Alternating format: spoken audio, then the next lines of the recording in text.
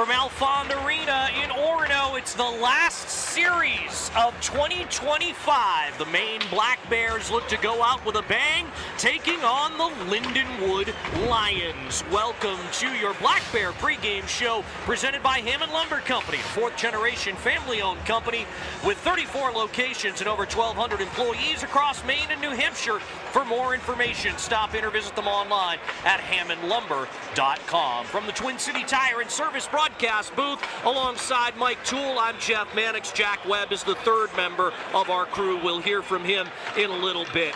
Mike, you weren't there, but boy, was that a crucial win for the Black Bears on Wednesday night. Yeah, after what we saw last weekend, which was tough to watch. Great to see Maine rebound. Could have used a little quicker start, but they've had a great finish, so put them in good position coming into this weekend. Let's take a look at our player spotlight tonight, which is presented by Oakhurst Dairy. Kindness, goodness, Maineness. Learn more at oakhurstdairy.com. For Lindenwood, it's their leading scorer, sophomore Giovanni Morneau.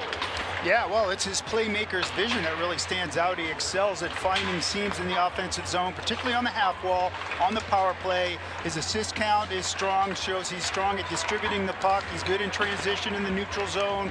He generates high danger chances off the rush. He's a special teams contributor on the power play with quick movement and the ability to exploit defensive gaps. A dangerous player that Maine will no doubt need to be aware of. And for Maine tonight, it's a guy who sat out a week ago but scored the tying goal on Wednesday night, assistant captain defenseman Frank Jurasevich. Yeah, that's really great to see. He's a reliable defenseman, strong gap control, positioning in the D zone, rarely gets caught out of position. He's a physical presence back there, uses his size effectively along the boards and the net front. He's got that ability to wear down opposing forwards by dishing out heavy body contact. He's a leader back there as a senior. And lastly, it's his transition play. He's really not afraid to jump up into the rush for secondary scoring opportunities. And the keys to the game are sponsored by Quirk Hyundai in Bangor. There's never been a better time to test drive that Hyundai you've always wanted. Visit QuirkHyundaiofBangor.com today. Well, I just alluded to the first one. You got to start on time. We always talk about playing a full 60. They've struggled in the opening 20, sometimes the middle 20, but you got to get into your game quickly. Secondly, play with pace. Take advantage of your depth. Force them to chase and defend, knowing you can wear them down. And then lastly, simplify your game. Avoid the hero plays, no individualistic play. It's a team game. Puck possession with purpose. Keep plays alive in the offensive zone. I think we'll be successful. Maine and Lindenwood play for the first time ever. Next, it's Hockey East on ESPN+.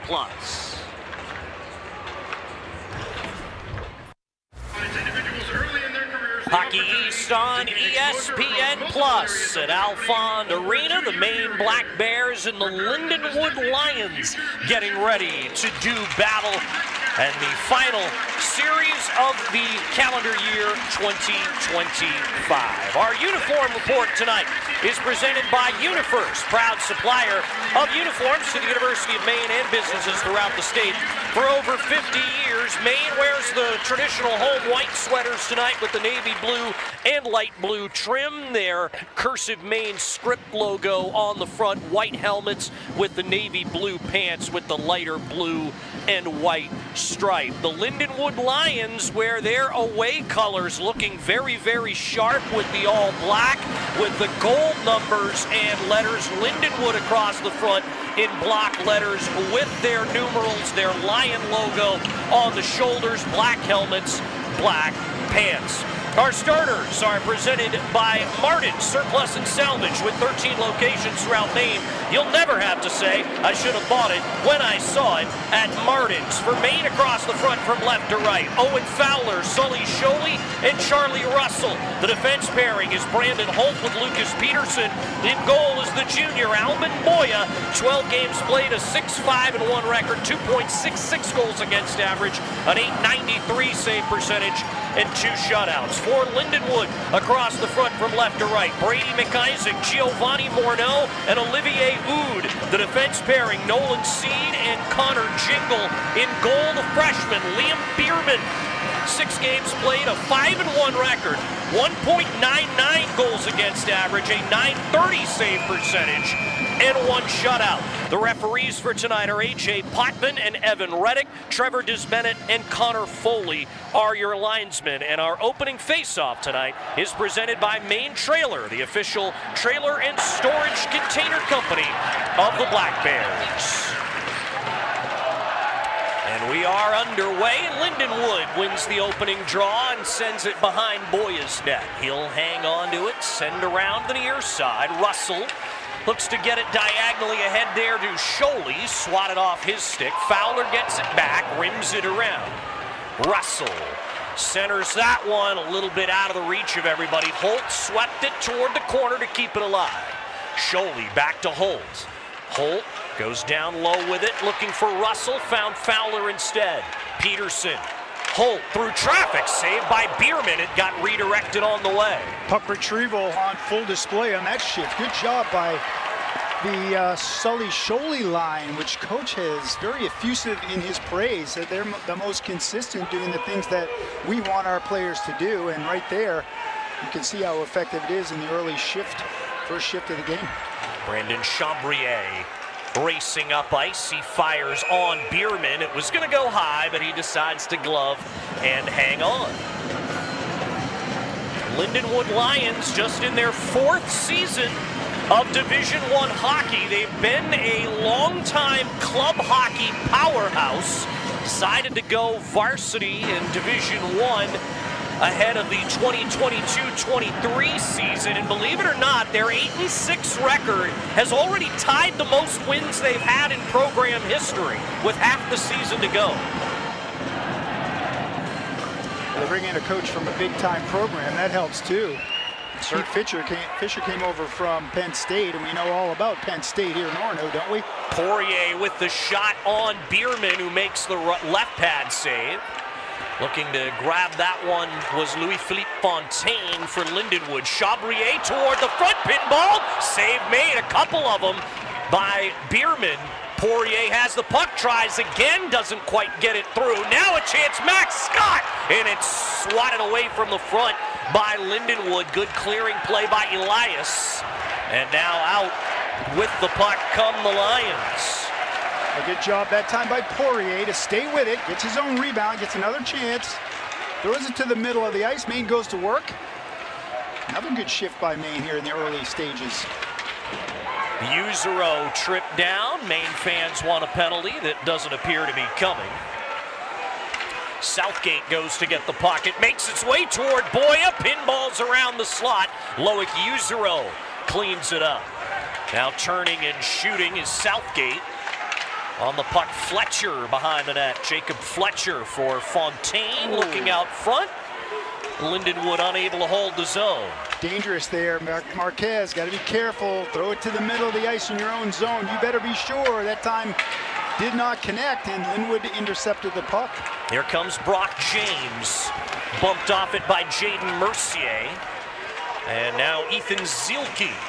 Zielke, one of the assistant captains for Lindenwood. This one off the glass all the way down, and it results in icing against Maine. Yeah, Thomas Friel, good job on the back check, back pressure.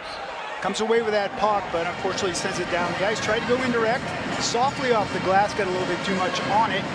Ends up being icing. So the draw to the right of Alvin Boya. Getting his first start in a week.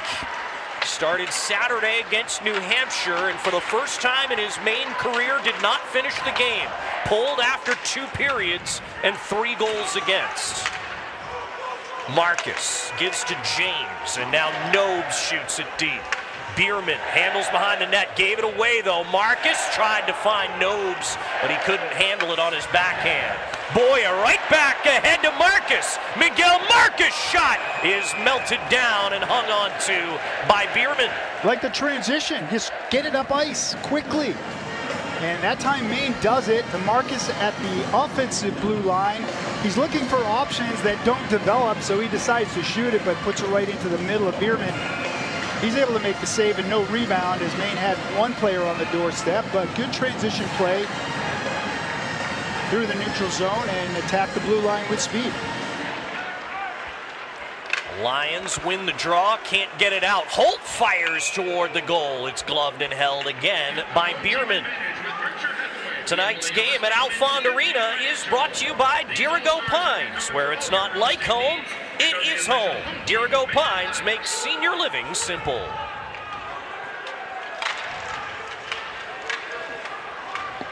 Out with the puck here is Fontaine. And now Morneau on the puck. Morneau sends behind for Oud. Digging at the puck is Pichette. Morneau has it back, kicks to Olivier Oud. Oud, bottom of the right circle. The one-timer sails wide from Ethan Elias.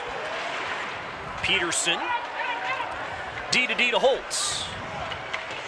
Holtz up the left wing boards. Komarov back into the lineup tonight after being a healthy scratch 2 games in a row. He peels off for a change as Chabrier banks ahead for Owen Fowler. Scholey might have been offside. They let it go. Russell fires, sticked away by Bierman. Now Luke Coughlin tries save, rebound, behind him, they score! Maine sweeps it in on the goal line to take the early lead.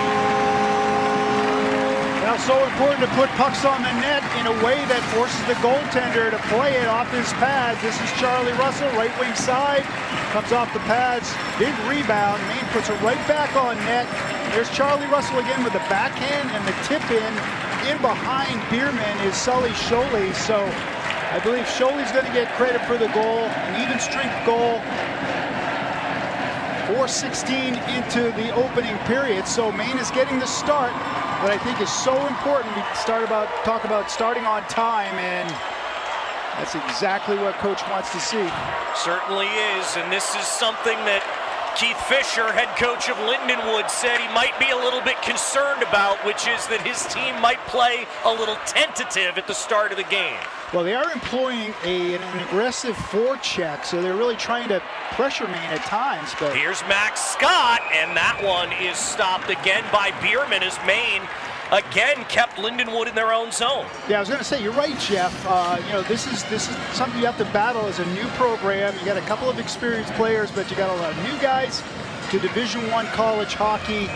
And I know for a fact they don't play in front of a crowd like this too often in Maryland Heights, Missouri. But, you know, I think, as we've talked about before, teams that come in here, it gets them energized to play in front of a crowd like this too. Jurasevich's shot got blocked. Out with it comes Adam Raisler, sending ahead for Mercier, who gets run to the boards by Nose. Marcus digs for it. And the centering attempt by Mercier is intercepted. James sends Friel ahead. Now Thomas Friel shoots into the zone. Bierman around the boards. Jurasevich wide to the near side of the net. And now out with this one is Zilke. His pass missed Raisler. Maine can come back in. Marcus, top of the right circle. He'll play into the corner to find Brock James. Now Will Gerrois. We've got a delayed penalty on Lindenwood. Gerrois to Marcus. Miguel Marcus out to the point for Peterson. Komarov behind the goal line. And now Lindenwood touches up with 14:17 to go in the first period. A.J. Potvin with the indication. Looks like for too many men. Lindenwood, Judge Minor, 2-minute minor. 2-minute men on the ice.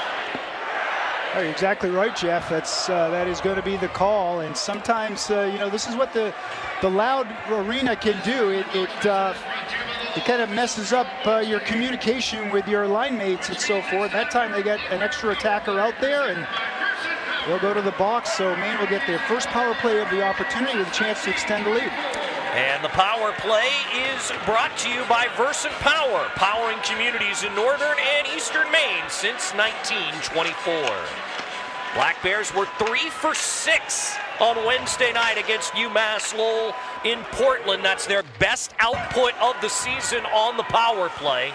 3 for 6, up to 19.7% for the season. Lindenwood on the kill, 75.5%. Played across, ends up on the netting above the high glass. Maine got the zone entry they wanted. Good job by Nadeau. Get it across the blue line, then work laterally. Look for open people. He gets it to Scholey. They send it across to Poirier. Poirier's shot gets fronted. Well, it doesn't really get to him, and the seam wasn't quite there.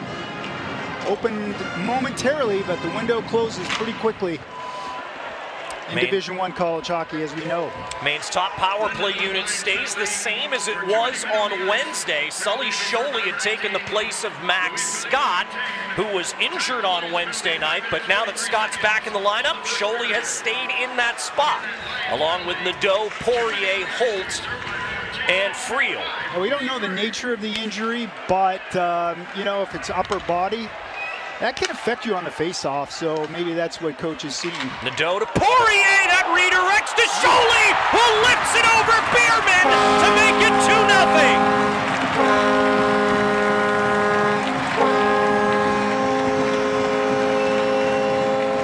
Well, there's so much to like about this sequence for Maine. You watch as Poirier feeds Nadeau, back to Poirier, the one-timer, comes out to Scholey. Great job by Scholey to collect that puck. It's on his backhand. He's got to get it into a shooting position. He does it quickly, and Bierman's not able to get over there. He's got a lot of net to shoot at. He sends it upstairs, up under the crossbar.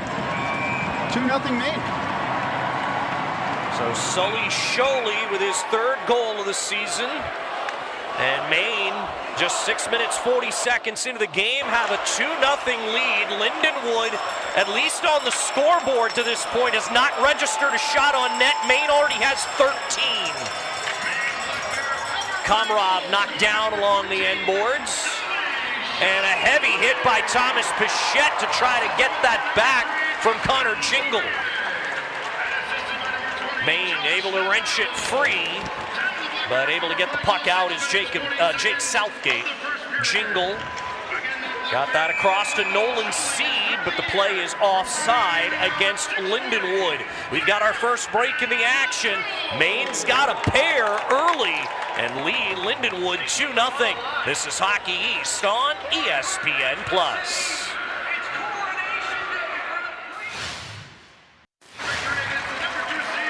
Today's local business of the game, presented by the City of Old Town, is Orono IGA, located in the University Mall Shopping Center in Orono, with a full line of groceries, meats, produce, and a deli. Orono IGA, hometown proud, service Wednesday through Saturday, and Bangor Savings Bank, you matter more. We're here to support your goals, your journey, and what matters most to you. Visit Bangor.com to stop by to experience banking with heart. Bangor Savings Bank, member FDIC, equal housing lender. Well, if you're the Maine Black Bears, I think you have to sense that there is blood in the water, and time to press the attack. Just continue, keep your foot on the gas. Goals by Charlie Russell and Sully Scholey so far. Scholey has factored in on both goals, an assist on the first, and now he's scored the second. The primary assist on that first goal to Luke Coughlin is his first collegiate point. Icing call now against Maine will bring it back down to the Black Bears' end. Did they not give the first goal to Scholey? They did not. It was over the line by the time he touched it. All right, gotcha. So the goal goes to Russell? It does.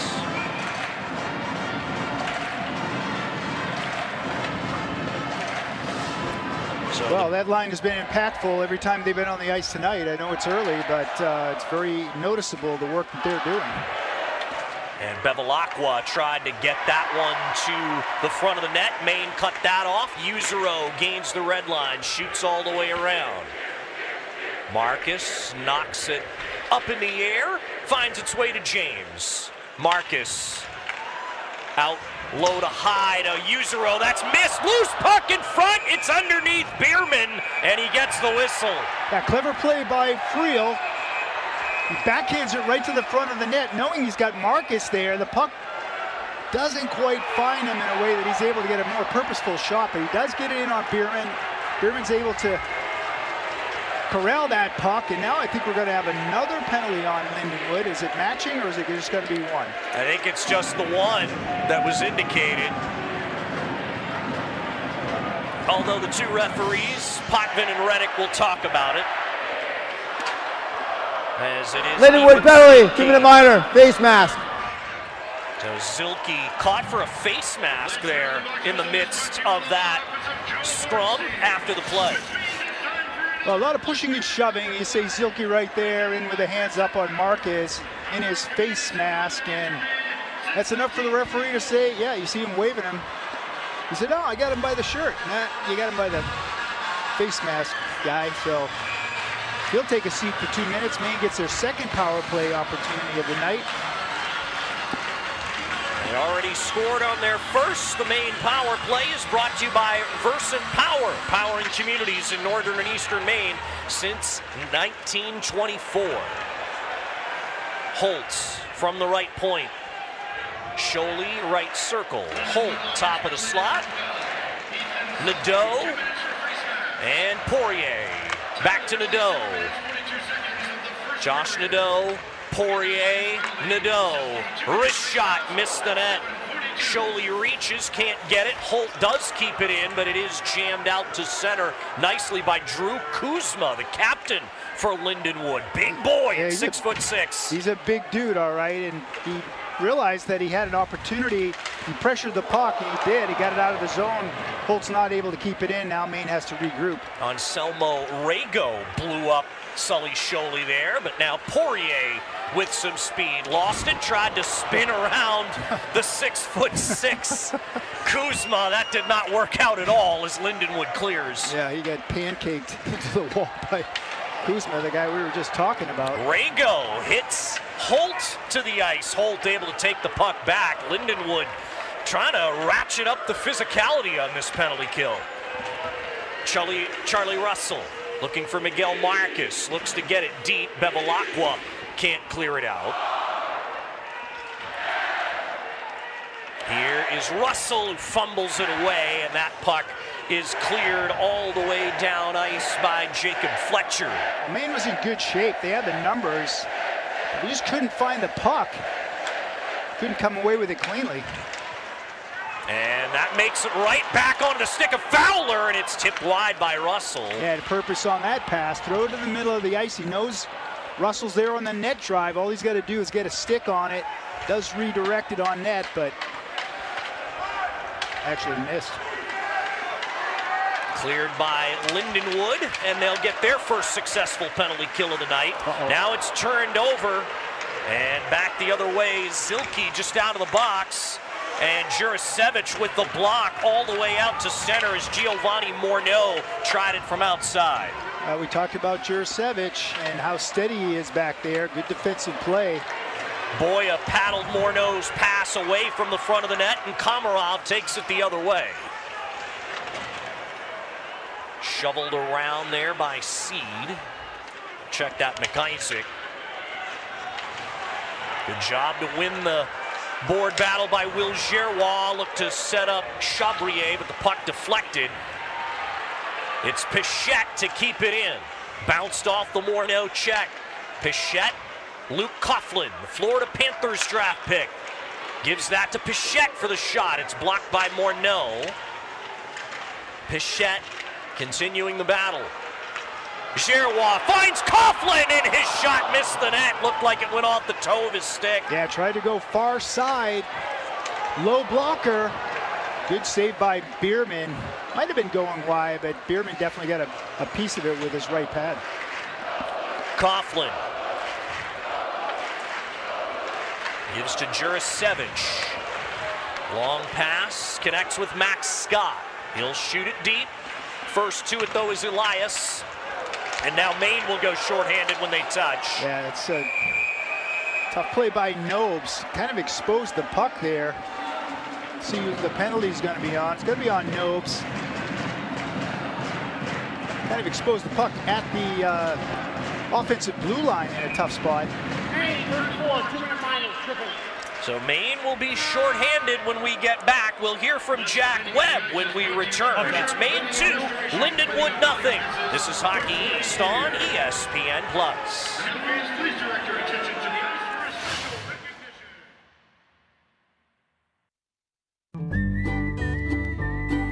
Keep your next building project on track when you plan ahead with help from Hammond Lumber Company. Hammond's Home Planning Center specialists offer professional plans with customizable 3D renderings available to bring your project to life. Once your design is finalized and approved, you'll receive a full materials list. And when you buy all your materials from them, Hammond will refund your design fees. Get your building project off to the right start when you bring your vision to Hammond Lumber Company. Welcome back into Alphon Arena, where the fans in this building, the last thing they thought they were going to have questions about coming into this year was the goaltender. Alvin Boya was the guy coming into this season. But then in comes a freshman keeper in Mathis Rousseau, and he's shaking things up. To give some context about this situation, let me bring you back 2 years. Victor Osman was the man. He was the surefire goalie coming into that season for the Maine Black Bears, but then a young Alvin Boya came in and shook things up. Right now, they're in the same spot they were about 2 years ago, according to Coach Barr. Both goaltenders, in Boya and Rousseau, doing some good, doing some bad. They're looking for a guy just like they were when it was Boya and Osman. They're looking for Boya or Rousseau to give them a reason not to pull him, for someone to go take the job. Rousseau got the win, but let up 4 goals on Wednesday night in Portland. Boya gets the start tonight in net.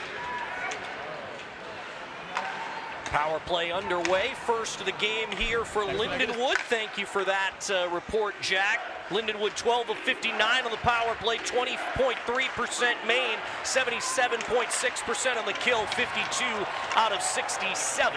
They'll get it all the way down on Bierman here. And in with the puck comes Southgate. He's rattled into by Chabrier.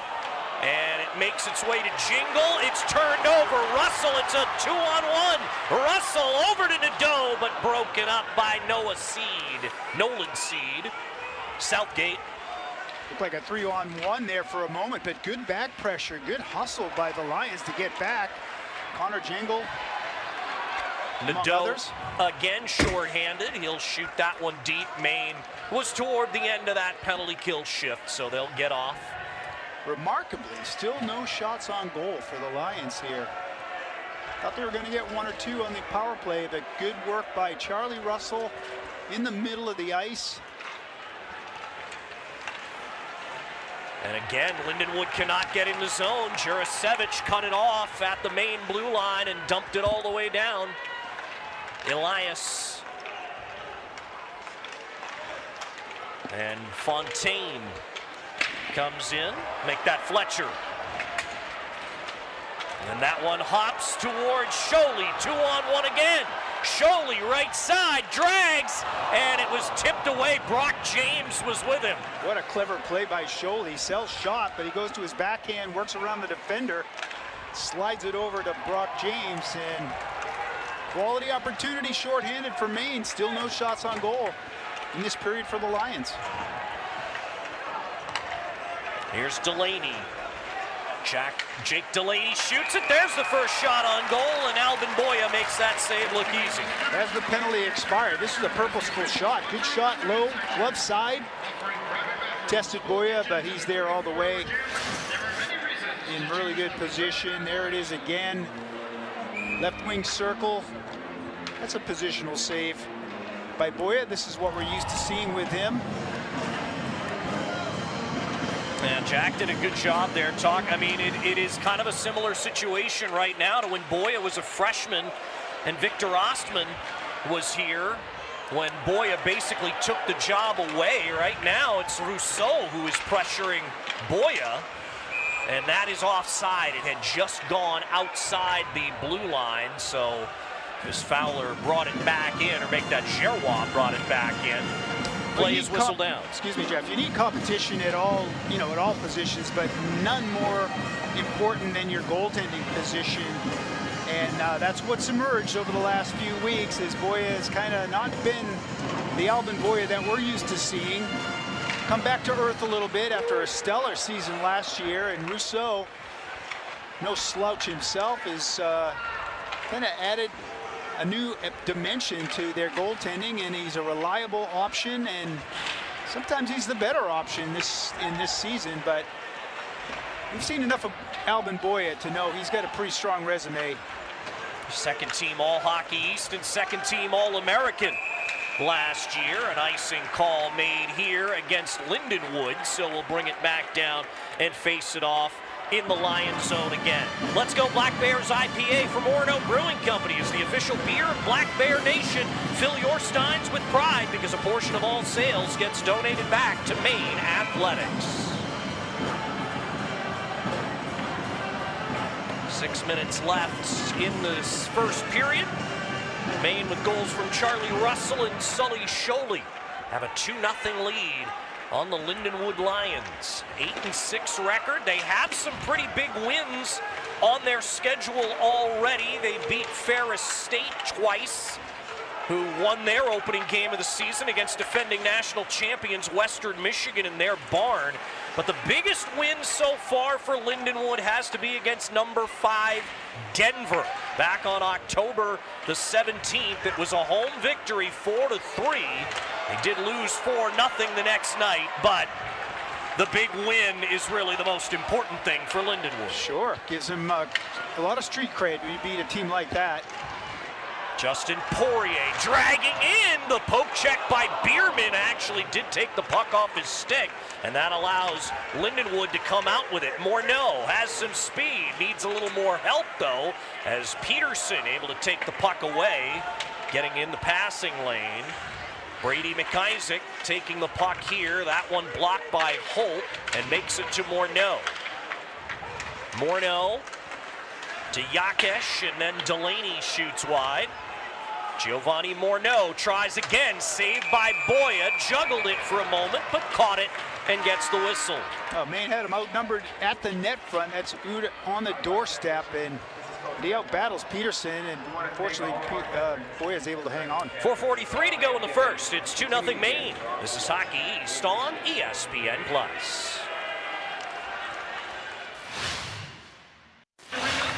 This broadcast is brought to you in part by Renewal by Anderson, the official replacement window and door company of the Black Bears. Dean's Detailing has been Maine's auto detailing leader since 1971. Renew your vehicle's appearance, protect your investment, and enjoy the ride. Book your appointment at deansdetailing.com. And tonight's game is brought to you by University Credit Union, where Black Bears bank, and they want to know, how do you see you? Open your UCU account today at ucumaine.com, federally insured by NCUA. From the Twin City Tire and Service broadcast booth, I'm Jeff Mannix, alongside Mike Toole. Jack Webb is the third member of our crew today. Maine has goals from Charlie Russell and Sully Sholey thus far. Both of them fairly early in the game for a 2-0 lead. Here come the Black Bears again. That's off of Bierman. And that save made on Owen Fowler. Now a 2-on-2 rush the other way. Jacob Fletcher broken up by Chabrier and skated onto by Sholey. Russell enters the zone. Russell could not get that around Connor Jingle. And it's Southgate with the shot. Gloved by Boya, and he'll hold again.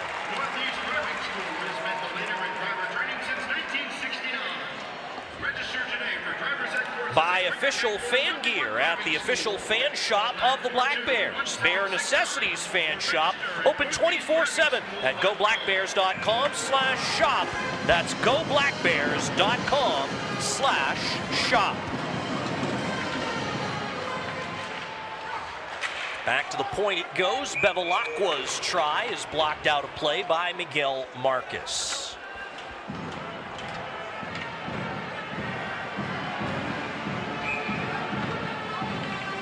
Another face-off to the right of Boya. Maine already is up to 19 shots on goal.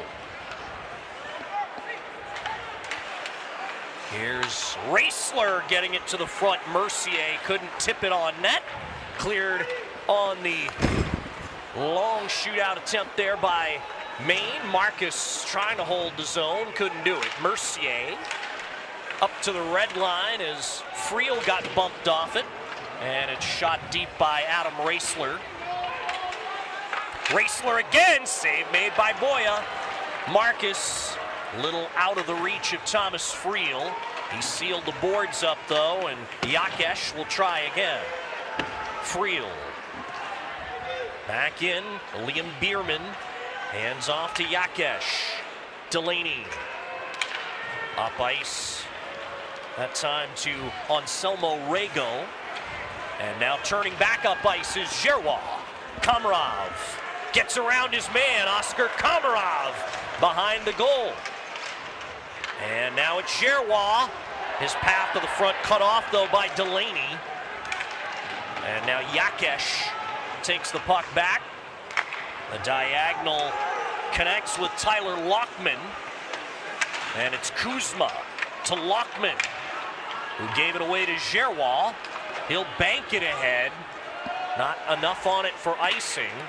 Played off glass that time by Seed. Komarov, good play to Pichette. Pichette shoots it just wide. Big hop off the boards. Almost stuffed there by Giroux. And now Lindenwood out with the puck. Jingle, the defenseman rushing the play. Boya makes the save as he had Hood bearing down on him.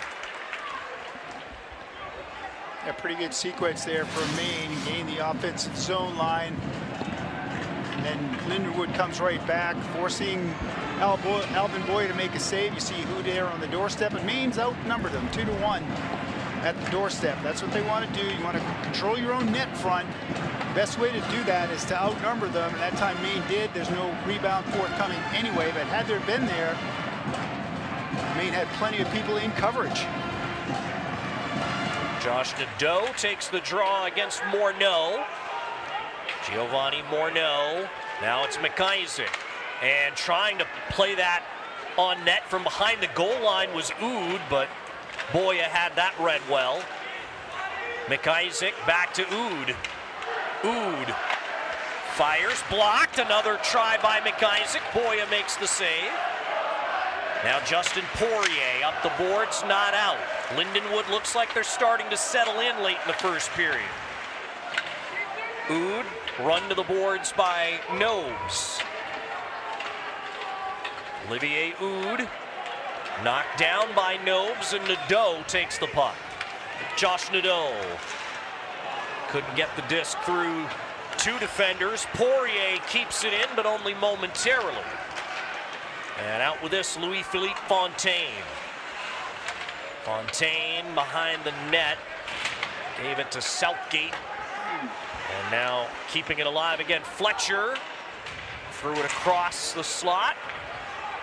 Jurasevich back on the puck as we near the final minute of the first period. For a team that plays a defensive style, they sure are aggressive on their forecheck. That time they had two guys in on Maine defensemen with a third right there to support. And you're right, Jeff. I think Lindenwood has found their footing a little bit, playing a much more spirited game in the offensive zone and forcing Maine to spend a little bit more time in their end than they'd like to. Lindenwood is no stranger to falling behind and coming back and winning. Of the 8 wins on the season, they've trailed at one point in 5 of them. Here's Jurasevich to Russell. Charlie Russell tried to get it over to Poirier, but he was peeling off. Scholey tries to shoot it in, but it's over the glass and out of play. Well, Lindenwood now up to 9 shots on goal, all in the last few minutes. So that would support your thesis of them getting their game together. So he's going to have to recommit to their simple game and their puck retrieval energy, which was so effective in the first 7 or 8 minutes of this period. Scholey on the face-off. And shot in by Brandon Chabrier. Hard around the kick plate there. Elias gives to Bevilacqua. Chabrier pinching to keep it alive. He's knocked down. Kicked up ahead by Mercier. Coughlin on the puck. Raisler would have been offside. So he got hit at the blue line. Maine with time for one more rush. Owen Fowler checks up a little bit, shoots deep. Elias ladles that to Pipkin. 5 seconds to go in the period as James shoots in. Bierman handles, and that's all for the first period. A couple early goals for the Maine Black Bears, and now, after the horn sounds, a little pushing and shoving once again. Yeah, a little bit of holiday greetings down in the left wing corner, initiated by Charlie Russell. Careful, we don't need to take a penalty here, but a good first 20 for Maine. They started on time, got the lead, extended the lead. Maybe allowed Lindenwood a little bit too much time and space to make plays, but Lindenwood definitely picked up their forechecking game as that period went on. But Maine in firm control, 2-0, 19-9 shots on goal. Time of possession, time in the offensive zone, all favoring Maine in that first 20. Black Bears getting a couple goals, both from the top line. Sully Sholey gets the second. Charlie Russell has the first. Jack Webb is ice side right now with Lindenwood's captain, Drew Kuzma. They jumped out to a quick lead there on you guys. What do you got to do? What went wrong in that first period first? They just came out with a bit more energy to us. We came out a little flat, but we found our game towards the end of that period, and we'll keep going. I mean, you guys are a team who have a number of quality wins this year. What do you guys got to do to get back to your brand of hockey? Yeah, no, it's all about getting pucks to the net, generating the forecheck. I think we play a heavy game with our forecheck, and it's all about getting pucks to the net. 9 shots isn't best against 19, so we just got to keep going here. Awesome. Thanks, brother. Appreciate it. Back to you guys. Thank you so much, Jack. At the end of one period, the Maine Black Bears lead the Lindenwood Lions by a score of 2-0. Your Bangor Savings Bank intermission report begins next. It's Hockey East on ESPN+.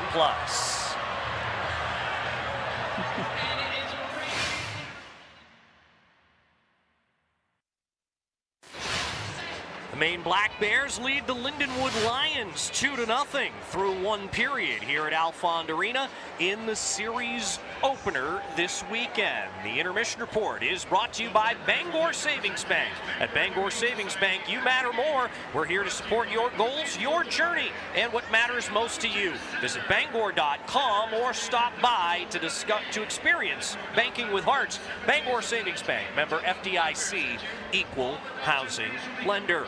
So we welcome you back into our Twin City Tire and Service broadcast booth. I'm Jeff Mannix, and we're joined right now by Jenna Bean. She is from our game sponsor tonight, which is Dirigo Pines. Jenna, thanks so much for being here. Thanks so much for having me. It's great. Yes, great to see you once again. And first thing I suppose I should ask is for folks who haven't heard of Dirigo Pines Senior Living, tell us a little bit about it. Sure. Well, we're right around the corner off the Kelly Road. We're on 68 acres, and we have a senior living campus that focuses on helping people age in place. So it starts with independent cottage ownership, independent apartments, assisted living, and memory care for 55 and older. That's very good stuff there, and I'm sure, I mean, we hear it all the time. A lot of people are really drawn to the area where they spent a lot of their young years, namely college years. So how many Maine alums are living at Dirigo Pines now? Yeah, well, if you drive by our Kelly Road exit, you see that we have a proud home to UMaine alumni because we have so many. When we were built 23 years ago, on the planning board was a ton of UMaine professors, so they kind of designed it and built it for themselves. And at present count, we have 22 parents of professors at UMaine right now. How about that? That's really impressive stuff there. How many residents do you have now? Yeah, so we have 64 cottages and 114 apartments. So, you know, at any given time, we have over 200 people living there. That's very impressive there. And this is kind of, it's kind of an all-inclusive type of thing. Can you tell us a little bit about, you know, I know there's food services and all that. Yeah, so it's kind of like living the dream. It's supposed to be an easy way of life, but maintain your autonomy. So we have restaurant-style dining, and our chef's been there since the day we opened 23 years ago. We have housekeeping. We have a vast life enrichment department that does concerts. We have all the UMaine coaches come in and give talks, and the UMaine athletes volunteer for us as well. That's really exciting stuff there, and I'm sure that, you know, as people age, they start thinking about, you know, what do I want to do when those situations arise. So when do you when do you recommend that people start thinking about this or reach out if they want to, maybe live in Dirigo Pines? Yeah, so we used to experience what was called the silver wave. It's now called the silver tsunami, with baby boomers starting to come into senior living. Places are expected to be on wait lists going forward, so it's important to decide where you want to be early on and get on that wait list. And to decide where you want to be, you have to experience the culture. So we say come in and have dinner, come to one of our concerts, and get to know your folks that you'll live with. Good stuff. And if people want to find out more about Dirigo Pines, where should they do it? Yeah, they should call the main desk at 866-3400 and ask for Jenna Bean, or just walk right in to the front desk and ask for Jenna. All right, Jenna, thanks so much for being here. Really appreciate it. Thank you so much. Again, Jenna Bean from Dirigo Pines. When we come back, Mike Toole will rejoin me, and we'll look at first period highlights and stats. The Maine Black Bears lead the Lindenwood Lions 2-0. This is Hockey East on ESPN+.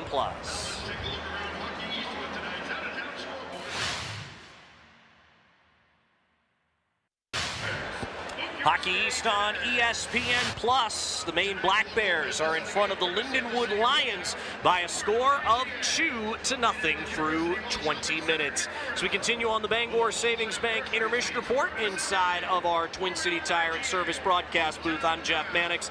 Mike Toole is back with me. Mike, the Black Bears certainly came out like a house of fire to start this game. Just what we were looking for. I mean, so much needed. Get a start on time, get to your game quickly, and Maine certainly did that in the early stages. Let's take a look at those first period highlights as Maine scored both their first goals of this game in the first 7 minutes. Yeah, they really got after it, which is great to see, and pressure the puck. Puck retrieval was on full display in the early going, and really a sustained offensive pressure. There's Charlie Russell, pucks to the net, rebound comes out, and they put it back on net there, and started to go their way early on. You get a look at Bierman at the top of his crease. Kicks out that rebound. Maine tries to get it right back in there. They got bodies in front. There's Sully Sholey, who's been a factor all night long, and that's the goal that gets scored by Charlie Russell. Initially, I thought it was Sholey, but across the line before Sholey tapped at it, and this is Max Scott. He rotates to the middle of the ice. This is the power play goal. Shot ready is Justin Poirier. He fires it. Unable to handle the rebound is Bierman. It kicks out to Sully Sholey. Here's another look from another angle. Watch as Sholey corrects that puck, gathers it on his backhand, gets it into shooting position, stuffs it up under the crossbar. Lindenwood finally gets to work. They finally get a couple of shots on goal, but Maine is strong in their own end. And Alvin Boya, when tested here, this is a good opportunity here. Bit of an angle, but Alvin Boya's got the glove save. No rebound forthcoming. Maine with plenty of people in front just in case there is. And then they go back to work on the offense. Thomas Pichette with a little toe drag snapper. That tested Bierman. And then Lindenwood back to work. Another shot. Looks similar to the last one. Low and hard, glove side. Alvin Boya, good position. Sees it all the way. So Alvin Boya playing strong, in firm control, as are the Black Bears. Yeah, exactly what you want to see from Boya so far tonight. Take a look at those stats here through one period of play. Lindenwood actually didn't register their first shot on goal until about 14 minutes into the period. So the fact they ended up with 9 is pretty good. Yeah, it is good. It's pretty impressive because the latter, let's say 5 minutes of that period, Lindenwood worked it around, got some good opportunities, tested Boya a little bit. So they're after a sluggish start for them, and really Maine looked like they were going to swamp them in the early going, and now it's started to even out a little bit, as you would expect. You mentioned it, Lindenwood is no stranger to coming from behind, so Maine will have to mind their business and stick to their game plan as this game progresses. So we are through one period of play at Alfond Arena. When we come back, we'll drop the puck on the second. The Maine Black Bears lead Lindenwood 2-0. This is Hockey East on ESPN+.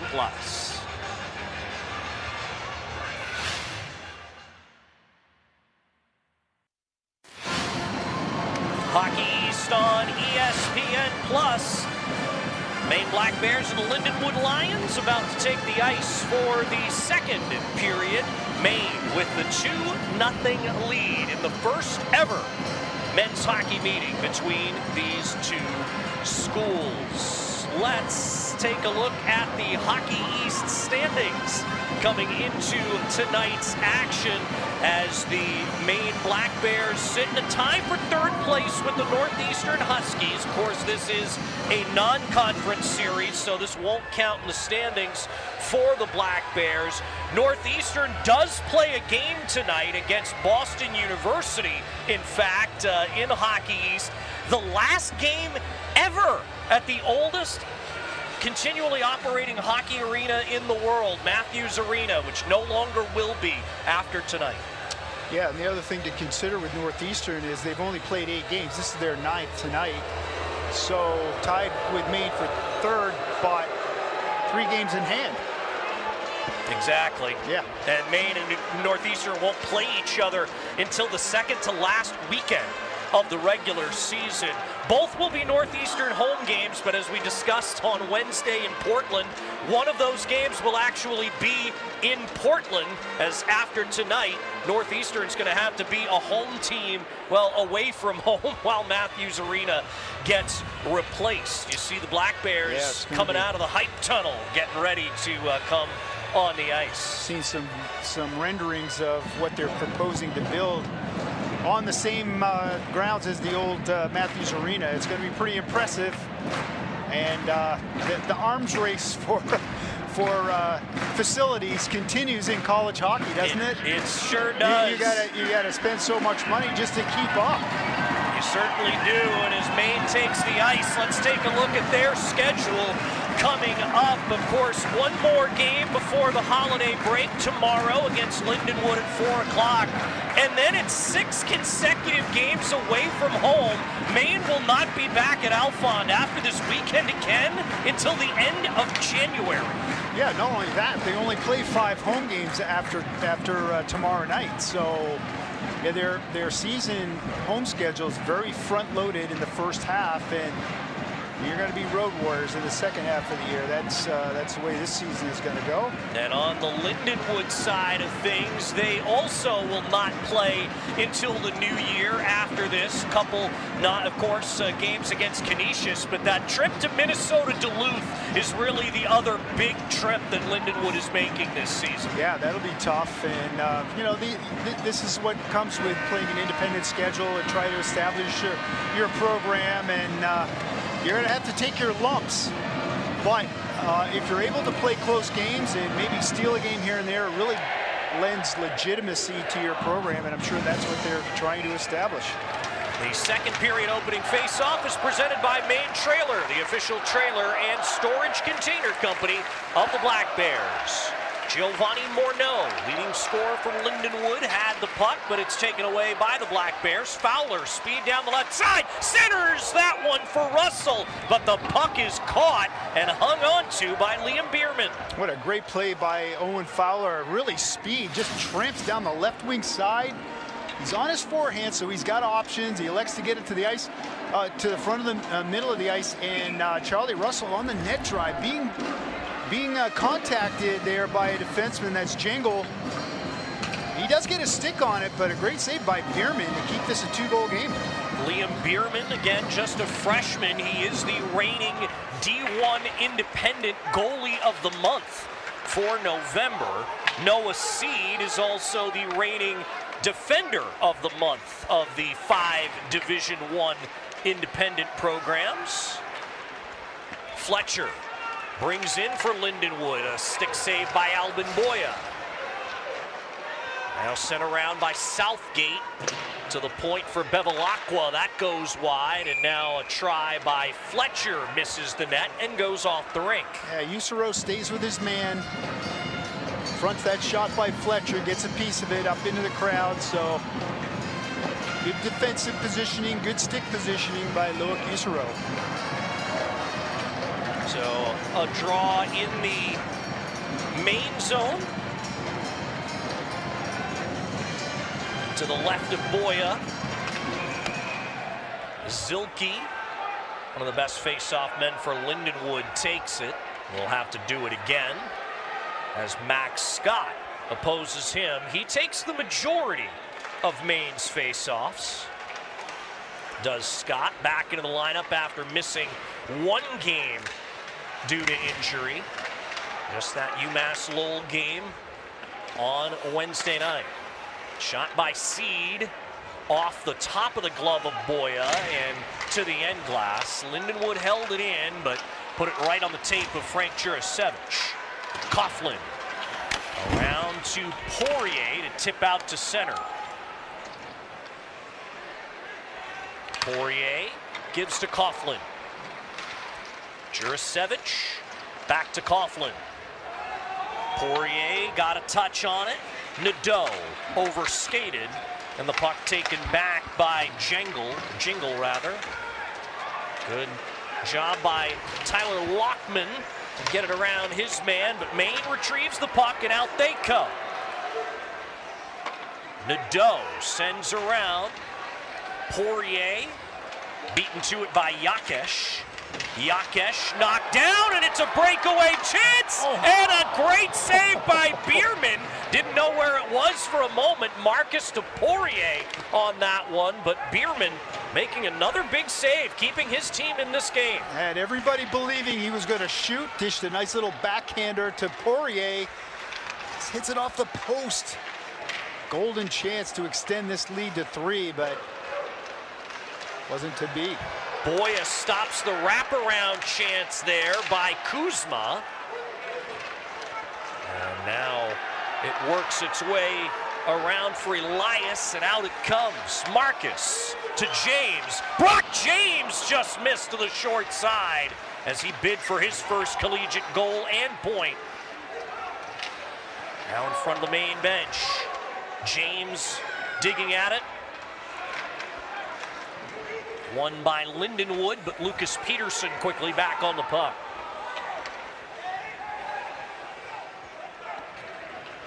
Peterson.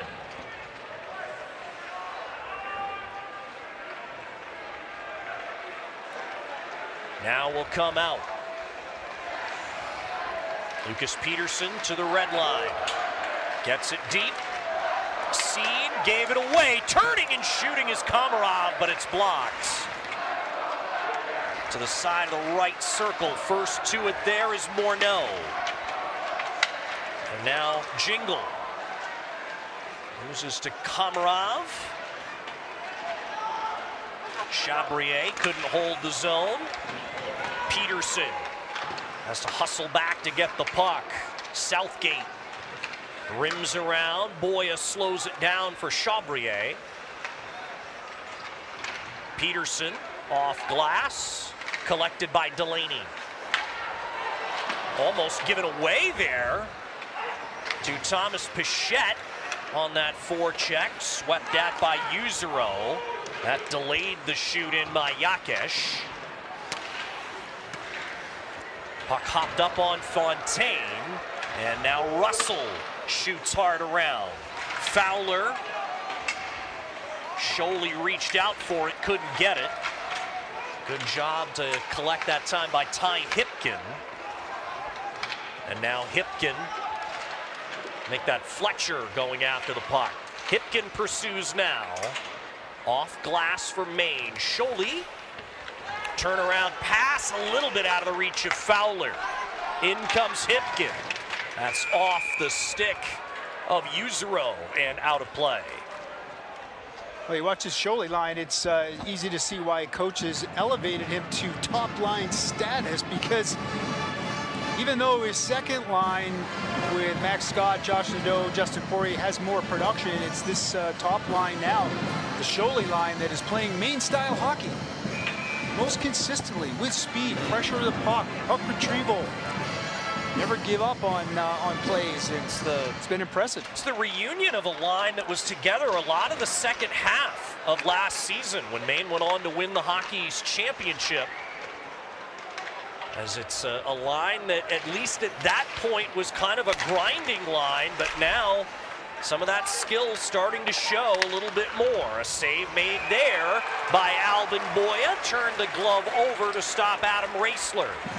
Yeah, well, when you grind people and you're in heavy on pucks and you're creating turnovers, you're creating time and space for yourself, and that allows you to, to make those skill type plays, as we watch as that shot comes in by Yakesh on Albin Boya. He's been strong tonight. Never a question that he's, not in good position. He's always positioned well, has been all night long. That's his game. And then occasionally he makes the big reaction save, but his game is being square to the shooter, economy of motion, don't get out over your skis too far, just stay in good position, track pucks. Tonight seems to be on his game. That was a good feed by Friel to try to set up James, but couldn't quite make that work out. Chabrier now. Chabrier wrister just missed the net through traffic. And trying to come away from the play with it. Elias, who gets it back now from Bevilacqua. Elias shoots it in as Lindenwood will change out on that shoot-in. Nobes knocked down by Kuzma. The long pass just missed, and Marcus couldn't win the race to the dots. It's icing. Almost connected at the far blue line. Good idea. Had Marcus open. Wasn't quite in behind the defense, almost, but wasn't able to win that foot race to prevent icing. Maine will control the defensive zone draw. Nobes to Marcus. And Marcus wasn't able to control the puck. Lindenwood has it back. Another wraparound try. It's stopped by Boya. That was Brady McIsaac on the attempt. Back to get it, Olivier Oud. Jingle sends ahead, and it's Boya. Chabrier. Turning and firing. That's tipped toward Boya, but a save. Morneau got the stick on the shot by Oud, and that brings us to a break in the action.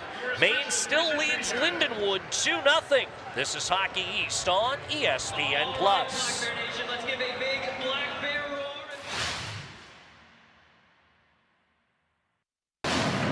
This broadcast is brought to you in part by Chick-fil-A. Visit your Chick-fil-A location in Bangor today. If you're buying or selling a home, call the official home team of the Black Bears, Berkshire Hathaway, the Emily Ellis team, and CMG Financial. These All-Stars have you covered for all your real estate needs, and they make a donation to Maine Athletics for every sale. Tell them Bananas sent you. 13:35 left in the second period. Jack Webb is our rink reporter. I'm Jeff Mannix alongside Mike Toole in our Twin City Tire and Service broadcast booth. Need tires or auto service? Head to Twin City Tire and Service on Wilson Street in Brewer, online at twincitytireme.com or call 207-989-TIRE. 19-9 shots on goal favoring Maine after one period, now 21-14. So Lindenwood has actually outshot Maine 5-2 here in the second. Minor, using your hand on the face-off.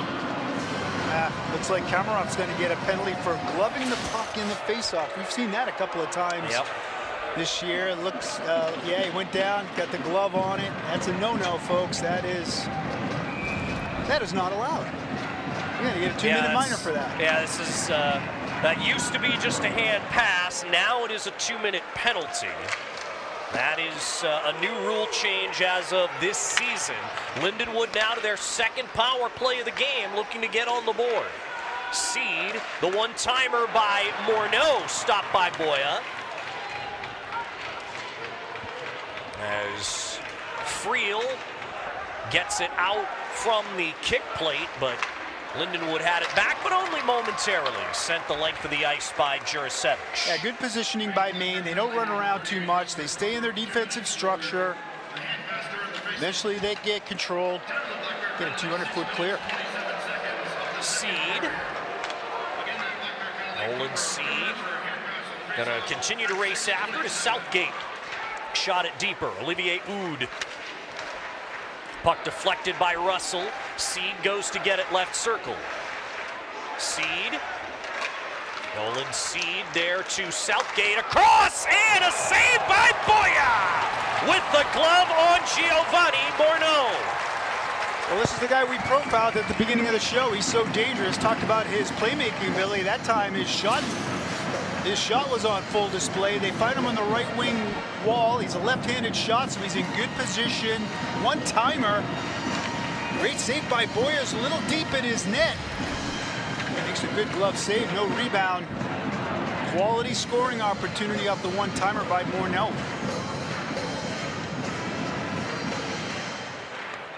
Lindenwood controls the face-off. Bevilacqua, that hit a high stick and went in. They have officially waved it off right away. Yeah, somebody touched this on the way through, got the stick up in the air. This is not going to count. Referee's going to talk about it. I think this may end up counting because I think it hit a Maine stick, not a Lindenwood stick. Well, they're going to look at it most likely. Yeah, you're right. They're going to look at it. Referee Potvin is waving this off, but is Keith Fisher going to request a challenge? He's talking to one of the referees. That's Reddick over there. I wonder if we can get another look at it to determine. Definitely the puck was up there, up high. Clean face-off win, back to the point. Shot comes in. Oh no, that is okay. Yeah, that was too high. That will not count. I honestly thought that hit a Maine stick rather than a Lindenwood stick, but yeah, Jacob Fletcher couldn't get away with it. So it remains a Lindenwood power play, and the score remains 2-0. Yeah, Maine dodges a bullet. Heck of a tip, though, by Fletcher to get that shot. Just sure was. But stick too high. You're right, though. It could have easily hit a Maine defender on the way through. 30 more seconds in the penalty kill for Maine. From behind the goal, Elias for the Lions. Turned it over to Sholey. Can he get it by Elias? He did to create a 2-on-1. It's a save by Bierman. Turned over now to Usero. Glove by Bierman. Another big save for him. Well, Sholey had Brock James. If he saw him sooner and made that pass sooner, Brock James was open and available. He eventually tries to get it to him. By then, it's a little bit too late. As you look at the play subsequent to that, the shot by James with Sholey at the net front doing battle, looking for a rebound that doesn't come, but good sequence for Maine there. Sully Sholey on the penalty kill. So dangerous. We talked about him tonight, how his game is just growing right before our eyes. That whole line, very effective tonight. Josh Nadeau, they'll drag it out to neutral ice and now shoot it deep and get on the forecheck as the penalty to Komarov is about to expire. That hopped out front. Nobody in white, though, to get it. As we're back to 5-on-5 play, Lindenwood 0 for 2 on the power play now. Komarov is on the ice after being released from the penalty box. Peterson gains the red line. It tumbles into the zone. Back to get it, Brady Yakesh. Jaden Mercier. Off a skate of a Maine player, Nadeau unable to hold it in. Slapped off of Nadeau by Holtz. And Yakesh chases down the loose puck. Fletcher behind Yakesh. He'll try it. That's blocked down by Sholey, who will flip it through center and into the Lindenwood end. Nolan Seed looking to get it to Lockman. Intercepted, and it created a breakout. It's Russell. Save made Bierman. Poirier couldn't handle that pass cleanly. Well, once again, started by Sholey. Quick recognition, kind of a one-timer pass right up to the far blue line, and that creates the opportunity that you saw there. Fowler to Russell again. Russell! Another save, Bierman. Fowler to Jurasevich. Maine getting in behind their defense 2 plays in a row. Charlie Russell back to Jurasevich. Fowler, Jurasevich doesn't get it through. And out with it comes Tyler Lockman. Quick, purposeful puck movement is really the key to Maine's game here in the second period. It's very similar to what we saw in the first 7 or 8 minutes of the first, and Maine has found that once again. Here comes Lindenwood quickly in transition. Morneau tried to get through 2 Black Bears, couldn't do it. Fowler disrupts the pass for Elias. That redirected on Boya. He stopped it. Yeah, Morneau got a piece of that one. Fowler looking to win the race, but better body position there for Ethan Elias. Given away here. Marcus looking for Fowler, who fans. Yeah, sometimes you just want to be selfish and take that shot. I like the idea by Marcus to try to get it across. And Oud's backhander just misses. As Maine plays away from the front, that was Coughlin, another try. Boya makes that stop, that time on McIsaac. Marcus chases down the loose puck. Miguel Marcus swatted off his stick. Nobes a little ahead of Coughlin.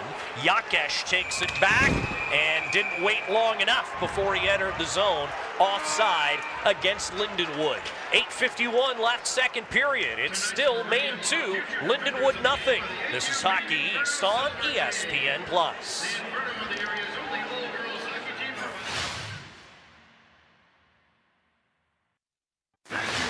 Welcome back in, everyone. For the second consecutive year, Alphon Arena is participating in the Teddy Bear Toss. Maine Hockey challenged fans to bring in stuffed animals of any kind, and after the first period, they all tested out their arm strength and hucked them onto center ice. 725 stuffed animals will be given out to kids in all local communities around here in the greater Bangor area this Christmas because of tonight in Alphon Arena. Thanks so much, Jack. Yes, fun to see the Teddy Bear Toss. Love the Teddy every Bear year. Toss, don't we? It is one of the great traditions in hockey. I'm glad they do it here a little differently than a lot of pro hockey teams do it, where they'll have everybody throw the teddy bears at the first goal the team scores. Oh, yeah. In the American Hockey League once, when I was in Hershey on Teddy Bear Toss night, the Portland Pirates were the visitors. The delay was 35 minutes to clean up all the teddy bears. It's a momentum killer. That is not a joke. Wow. Here comes Maine into the zone. That's Oscar Komarov who gets bounced off the boards. Southgate comes the other way with a lot of speed, but good back checking by Pichette with some help from Peterson to take the puck away. Thomas Pichette. They'll dig it out to Holtz. Shot in again by Peterson. Nolan Seed hands off to Southgate as Lindenwood looks to start its break. Louis-Philippe Fontaine has to circle back. Southgate's in some open space. Seed shot blocked. A good one by Jurasevich. Maine's leader in blocked shots. Fletcher with the shot there that's gloved by Boya. Well, the puck finds Fletcher in the high slot, and he just takes that good wrist shot. Alvin Boya is able to glove it. Good sequence for Lindenwood as Alvin Boya is called upon once again to make this save. Draw to Boya's right. Maine controls another. They'll flip that out. Connor Jingle to Seed, and now Jingle again. Left it behind him there. Zilke had it for a moment. Now Poirier enters the zone. Justin Poirier drop pass for Jurasevich. Jurasevich able to keep it in. Poirier had it hop his stick. Seed to Jingle, couldn't get it out. Save Bierman, and he's able to cover the rebound. Yeah, what a great idea by Poirier to throw it on net, but it's a bouncer. It bounced at the top of the paint, in on Bierman, and sometimes those can just skip by. And watch, he just kind of floats this. He's got a moving screen in front, and that's Nadeau providing a little bit of screening action. Good purposeful shot. I like that type of play. Just didn't connect, but good idea nonetheless. James won the face-off back cleanly, but split his defenseman. Boya hands to Chabrier. Brandon Chabrier, the senior, the freshman Loic Usero. Shot in, but from behind the red. No icing, though. Maine with a shot. Bierman with the right pad save that time as Thomas Friel attempted it. And Lockman, that one bounced in front of Boya, but he stopped it anyway. Lockman gives to Kuzma. Drew Kuzma turns and fires. Lockman tips wide. Elias toward the front. Usero backhands to James. Maine can't clear yet. Rago running too hard behind the goal. And it blows up on Friel a little bit. Maine will have to retrieve it in their own end again. Usero takes the hit from McIsaac. And now out comes James. Thomas Friel backhands in. Maine needs a change. They'll get one.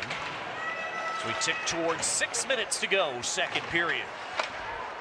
Maine's had a 2-0 lead from the 6:40 mark of the first period. Here comes Morneau for Oud. His shot blocked by Coughlin. Morneau. Back this goes to the point. The shot comes in. It's tipped by McIsaac wide of the mark. Delaney on the original try. Coughlin.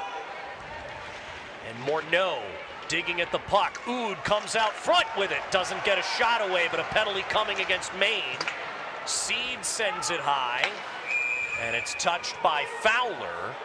5:35 to go in the second. Slashing the indication to send Maine shorthanded again. Yeah, it's going to be Coughlin. He's going to pick up the slashing. Actually, Sholey, I guess, is going to pick this up. So, you know, they allow him to get to the net front, and now you're forced to defend. Good job tracking the puck across by Boya, but Sully Sholey takes the slashing penalty. So, third opportunity on the power play for Lindenwood. It's 2-0 Maine. This is Hockey East on ESPN+.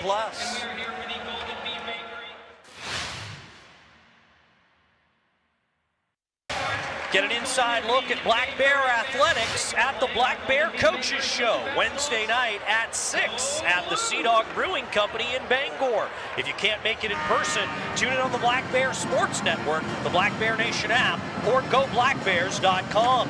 And this game is brought to you by Dirigo Pines, where it's not like home, it is home. Dirigo Pines makes senior living simple. Start planning your retirement today by contacting Jenna Bean to schedule a visit.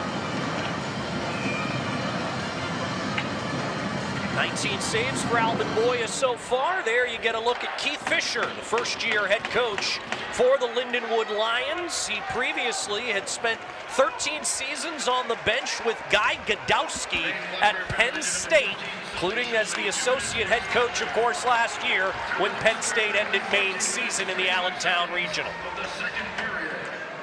This is his first trip to Alfond Arena. He told me this morning he was highly looking forward to actually participating in a game in this building. And his team is doing a decent job despite a slow start. Well, it's good on the job training, working with a guy like Godowski. Successful program. I'm sure you pick up a lot and bring it to your new club, and I'm sure he's trying to establish a lot of things, really, but you know, the culture, the attitude, and it's going to be a challenge. Now, he actually said one of the things that attracted him to this job as a head coach is the fact that it was kind of like it was when he joined Penn State, which was a startup program at the Division I level. And, well, Penn State is Penn State now, so I think he's hoping for a similar trajectory with Lindenwood. Nice win off the faceoff there by Charlie Russell. One-timer by Pichette. Whistled it wide, but good opportunity. This is a Lindenwood power play, not a Maine power play. Black Bears have been doing a good job killing it so far. Pichette almost took it away from Elias. Now Russell is going to take it away. And Pichette got run into by Fletcher. Crowd wanted a penalty. They don't get it. Well, you work hard and you create a offensive zone faceoff when you're on the penalty kill. Then you win the faceoff. A lot of good things happen. Nolan Seed from behind the Lions net to Jingle. Connor Jingle drop pass to Seed. Shot in by Southgate. And behind the net it goes. Maine's got it back. It's Brandon Holt, and he shoots all the way down.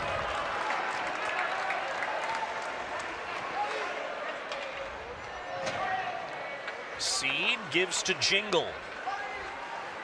Jingle up the right side. He'll enter himself. Got that one toward Southgate. It's blocked away. Fowler to Nadeau. Josh Nadeau shoots it. Save Bierman. Smart play by Nadeau. Recognizes if he wants to take a shot, you got to have a better lane. Cuts to the middle of the ice. Gets a good shot away from a dangerous spot. Short-handed. Sully Sholey out of the penalty box now. Sholey weaves in. His shot blocked. He had it back. Stuffed toward the front.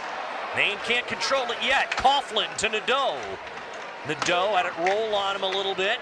And a centering feed. Jurasevich was retreating, allowing Wood to take it and shoot in on Boya. Gloves it down. Drops that one for Coughlin. And Sholey. Now Zilke took it away. Mercier. Mercier shoots deep. Zilke is to it first in the right corner. Zilke. Mercier back to the corner. And Mercier takes the puck back. And the shot doesn't quite make it to Boya. Grabbing it now. And it's sent wide by Elias. That time, Hipkin to the front. And he tried it. Sholey another block. Jurasevich. Good body position by Coughlin on Zilke on the initial shot. He's unable to track that puck and get a stick on it because Coughlin's strong positioning. There you see Luke Coughlin, 6th-round draft pick of the Florida Panthers. He's been a healthy scratch a lot this season. This is only his 8th game. He did score his first collegiate point with an assist on the first goal by Charlie Russell.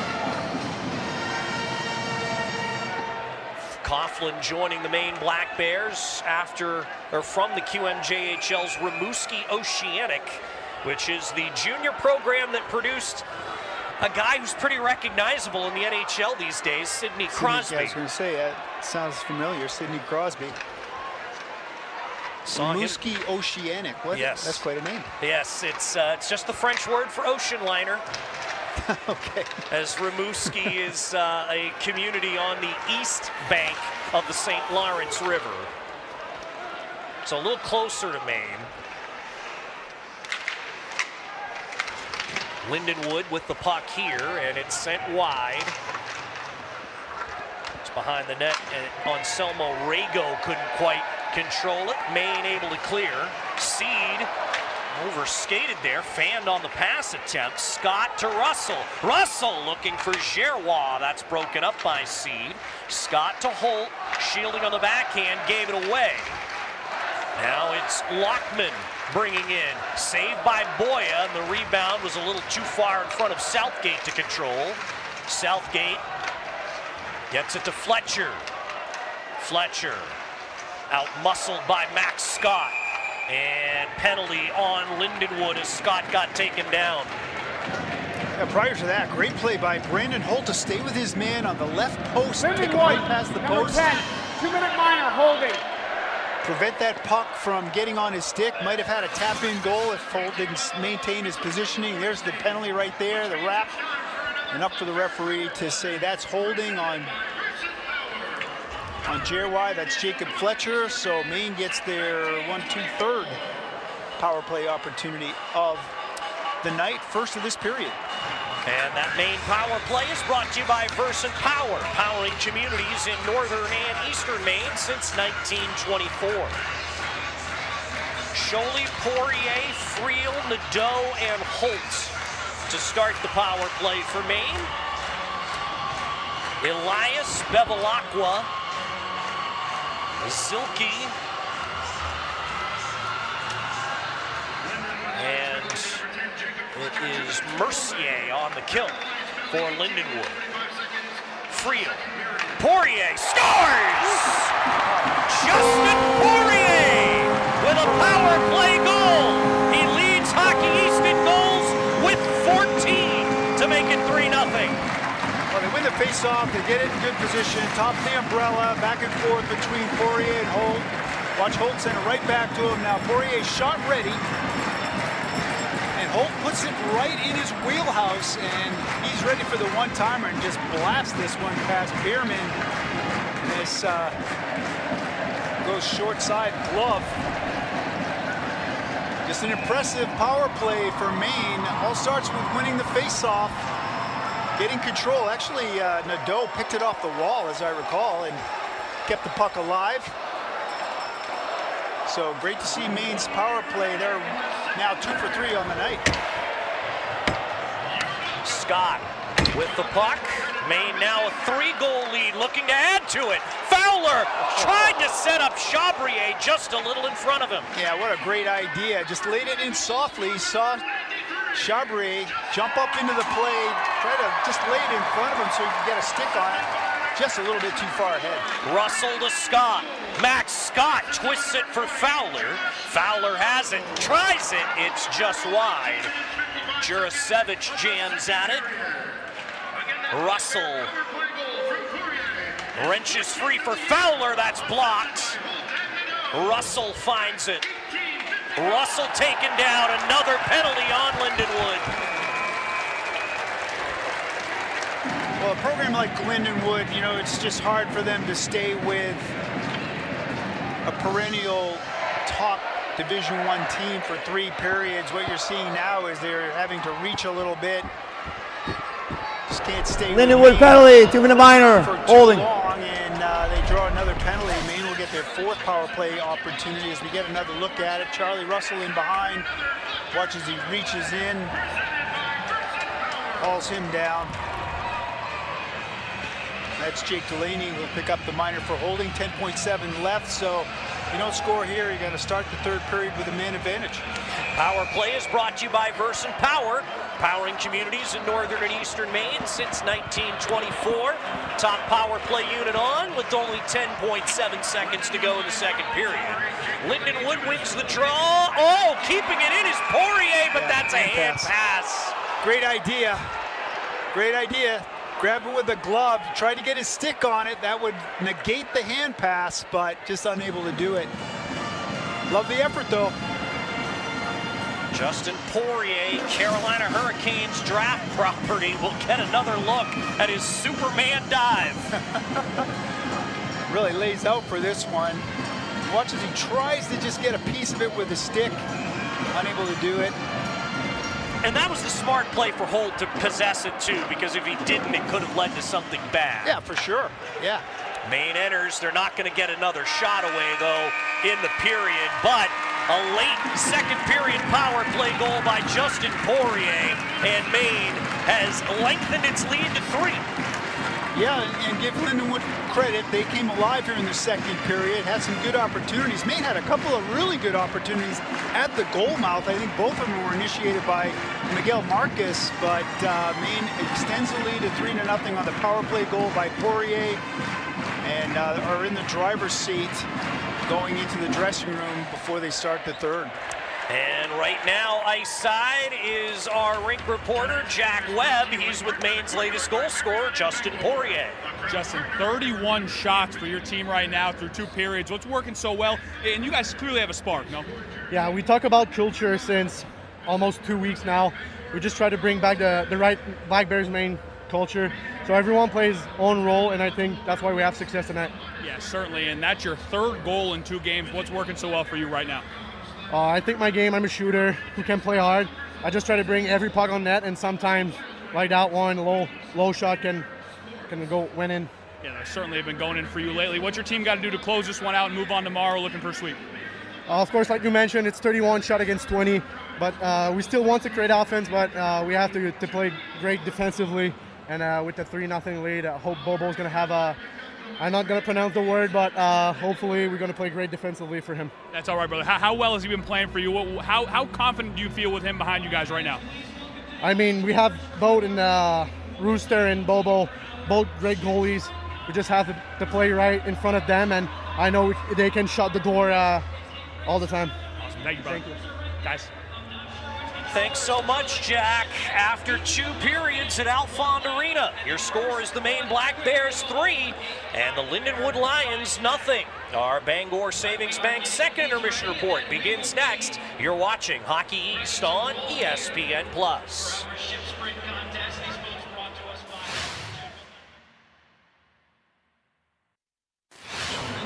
Hockey East on ESPN Plus from the University of Maine in Orono. The Maine Black Bears lead the Lindenwood Lions 3-0 through 40 minutes. Welcome to your intermission report presented by Bangor Savings Bank. At Bangor Savings Bank, you matter more. We're here to support your goals, your journey, and what matters most to you. Visit Bangor.com or stop by to experience banking with heart. Bangor Savings Bank, member FDIC, equal housing lender. Now from our Twin City Tire and Service broadcast booth, Mike Toole is with me. I am Jeff Mannix. Well, Maine was able to get another goal on the board. Took them until toward the end of the period, but they did extend the lead. Yeah, they did. They had some really good offensive sequences, but give Lindenwood credit. They really upped their game in the second period. Had a goal called back on the power play, so that maintained the 2-0 lead for Maine, and then Maine went back to work. Had a couple of really good goal-mouth sequences that didn't come to fruition, but they did score on the power play there in the late stages, and they're going to start on the power play in the third. Let's take a look at those second period highlights. Liam Bierman is definitely a story in this game, though, for Lindenwood. Indeed. If it weren't for him, it would be a heck of a lot worse. As you see Alvin Boyer make the save there. They were buzzing Maine's net at times. So there's a wraparound attempt. Maine in good position to clear after that. This is the one-timer from the left wing circle, or right wing circle, excuse me. That's Morneau.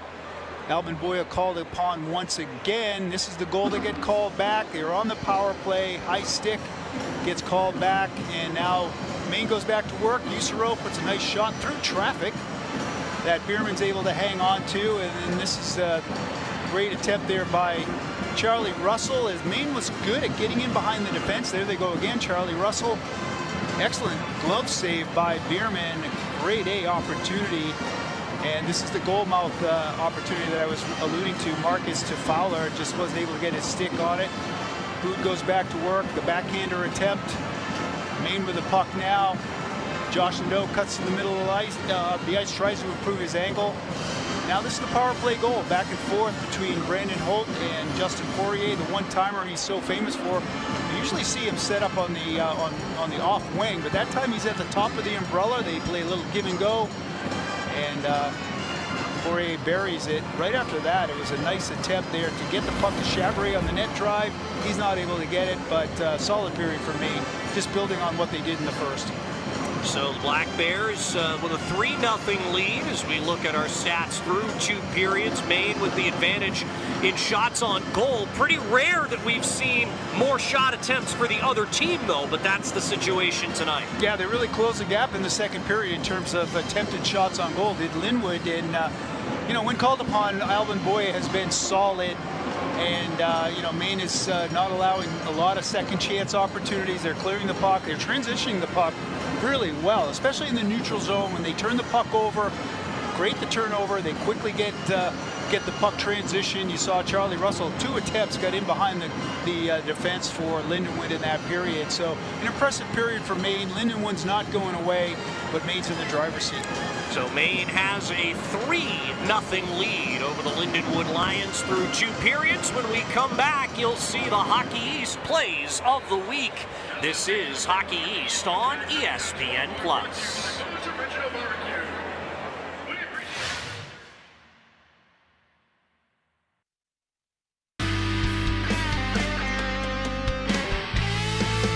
UMass now with a chance, back the other way. Quick drop pass and a goal!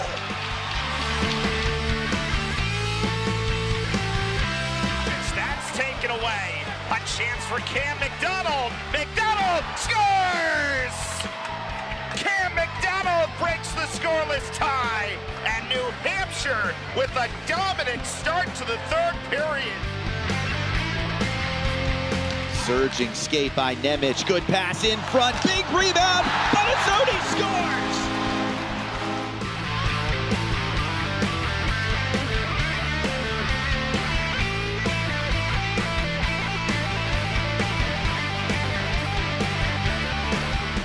freshman. Drops for Buttazzoni. Cross-eye speed. Oh, what a save!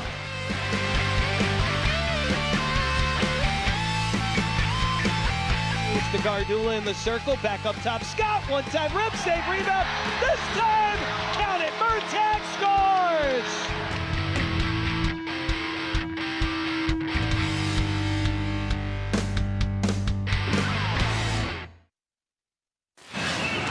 Hockey East on ESPN+.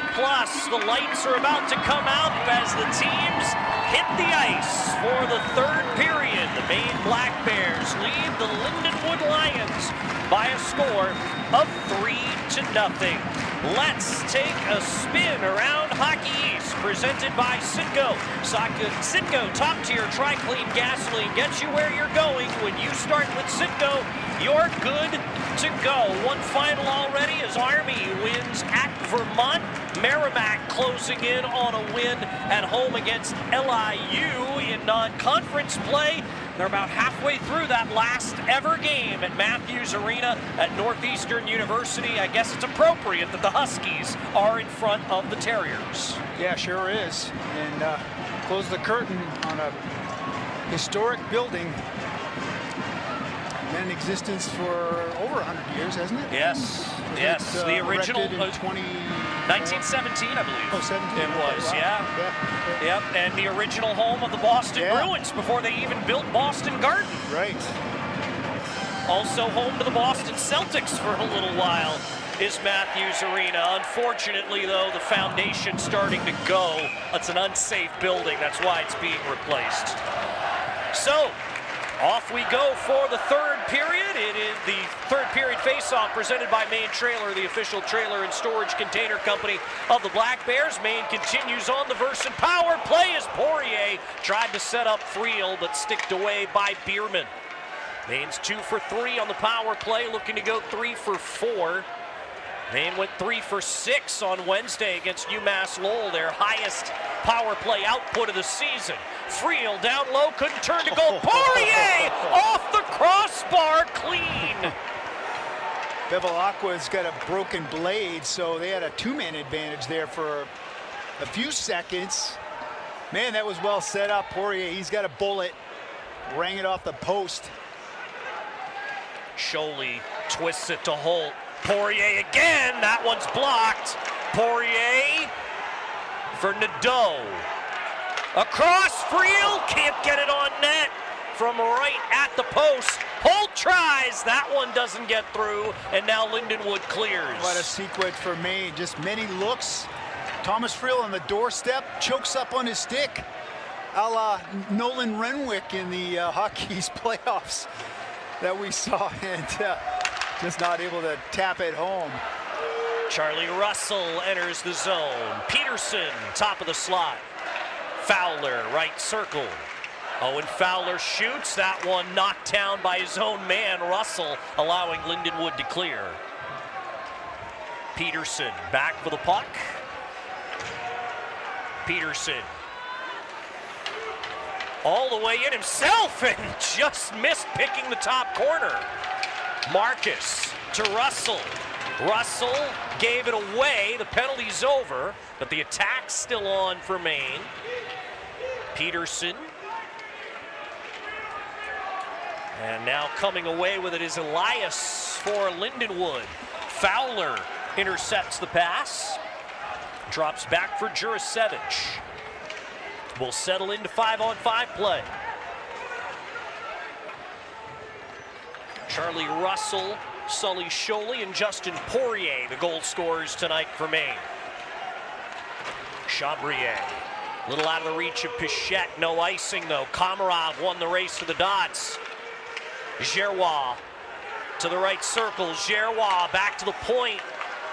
That's Usero to Chabrier, looking for a tip. It went wide as no one got a stick to it. And now it will bank its way to Morneau. Oud knocked down, and a penalty coming against Komarov as Maine touches up. And that will put Lindenwood on its 4th power play of the game as Olivier Oud is still slow to get up. Yeah, Maine will be lucky if this doesn't turn into something more than a minor. Got him right in the back in a bad spot, right in front of the bench. Watch as Komarov just steps into his guy. Yeah, he didn't hit his head on the wall, so this will be a minor. 2-minute minor cross-checking. Just a 2-minute minor for cross-checking announced. We'll see if Keith Fisher wants to think about more here. Yeah, I don't think he would get it. I think that's not a good use of your challenge. Not a smart play by Komarov, I will say that. Maine firmly in control here, 17:06 to go in the 3rd. They had a really great power play sequence to start the 3rd period, just unable to score on it. But as we often talk about, even though it's not productive, it's effective and it gets you into your offensive flow. But unfortunately, Maine just took the penalty. Now they're going to have to defend. Lindenwood again to its 4th power play, looking for its 1st goal of the night. Still early 3rd period. Morneau to Oud. And they tried to get it in front to Southgate. It's broken up. Morneau to Oud, saved by Boya as he cut down the angle well. Yeah, Boya's got this one all the way. They come out of the right wing circle, or right wing corner, I should say, and get it to the net front, but Alvin Boya is there. I mean, in a good position defensively. They're not getting outnumbered in front of their own net, which is critical. But Alvin Boya is not giving up any rebounds tonight, which is really the key to his game. Fowler's tossed from the circle. Russell will take the face-off instead against Morneau. Chabrier and Usero also out on the kill. And now I think Lindenwood's about to pick up a penalty. They are. They're going to get a holding call. That's Jake Southgate. Or they're going to call it hooking, I guess. But regardless, it's going to be a minor penalty. This will even things up. Lindenwood, number 21, 2-minute minor, hooking. So it's Southgate to the box, and that means a 4-on-4. Should take another look at the Southgate penalty. Yeah, got tied up with him there. I think the penalty actually occurred before what we saw, but I mean, this fits with what my expectation was for this game, is that a team like Lindenwood is going to have a hard time hanging with a team like Maine for 3 periods.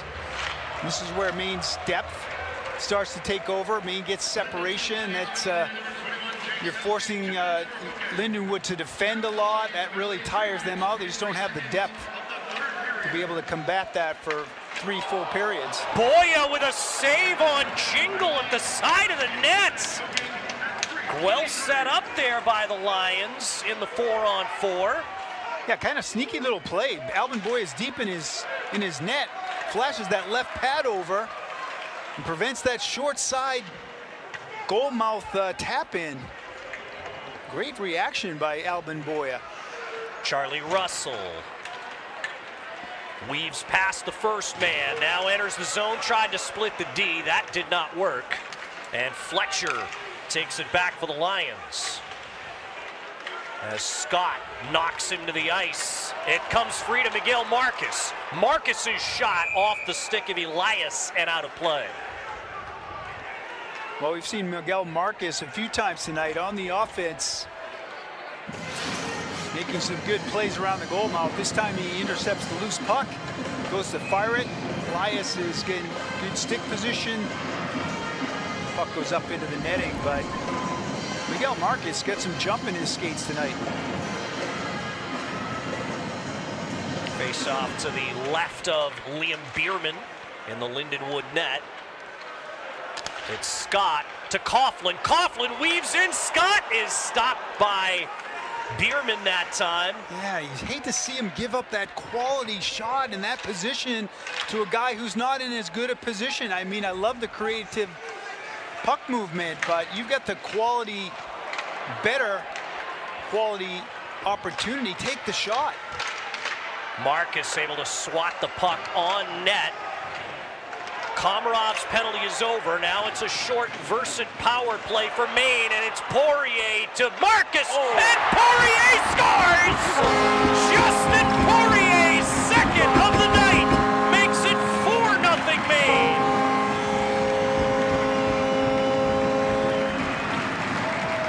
This is just a really clever sequence for Maine. They steal the puck. There's Poirier.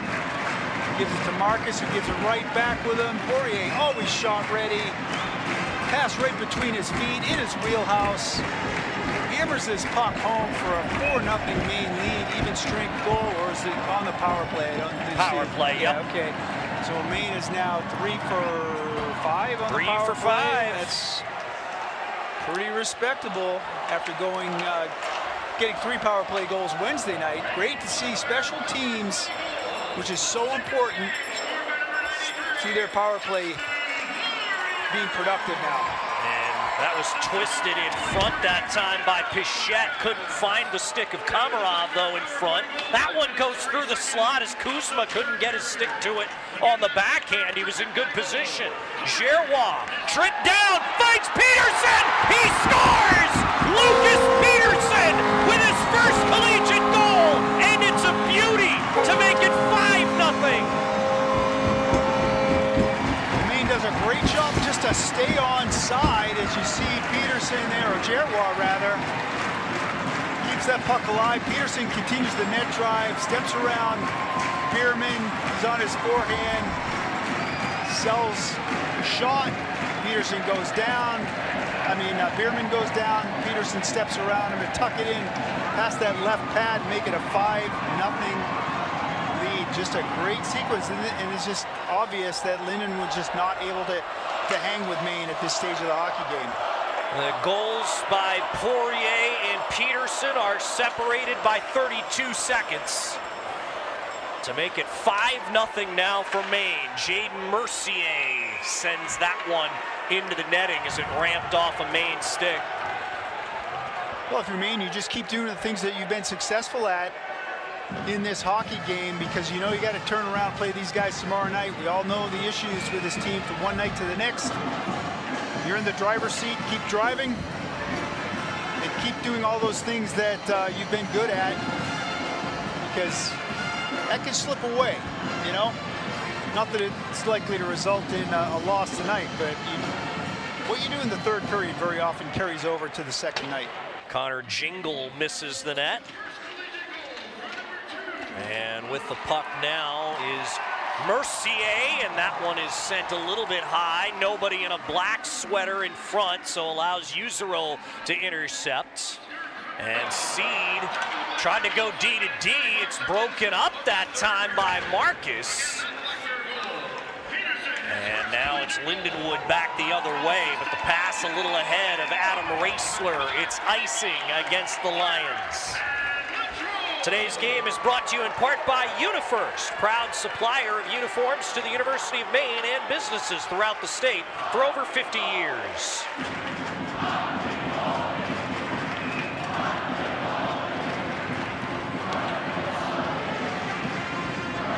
Marcus picks up the only assist on Poirier's goal to make it 4-0. Gerrois and Komarov with the assist on Peterson's goal that made it 5-0. Chabrier at the left point, wrist shot off a stick and wide. Komarov to the corner, knocked down, another penalty on Lindenwood. Yeah, Komarov gets buckled there by Jingle, and the more they struggle, it's like being in quicksand. You know, the more you struggle, the deeper you sink. And Lindenwood, number 12, 2 minutes, cross-checking. Another a power play when we return. They lead 5-0. This is Hockey East on ESPN+.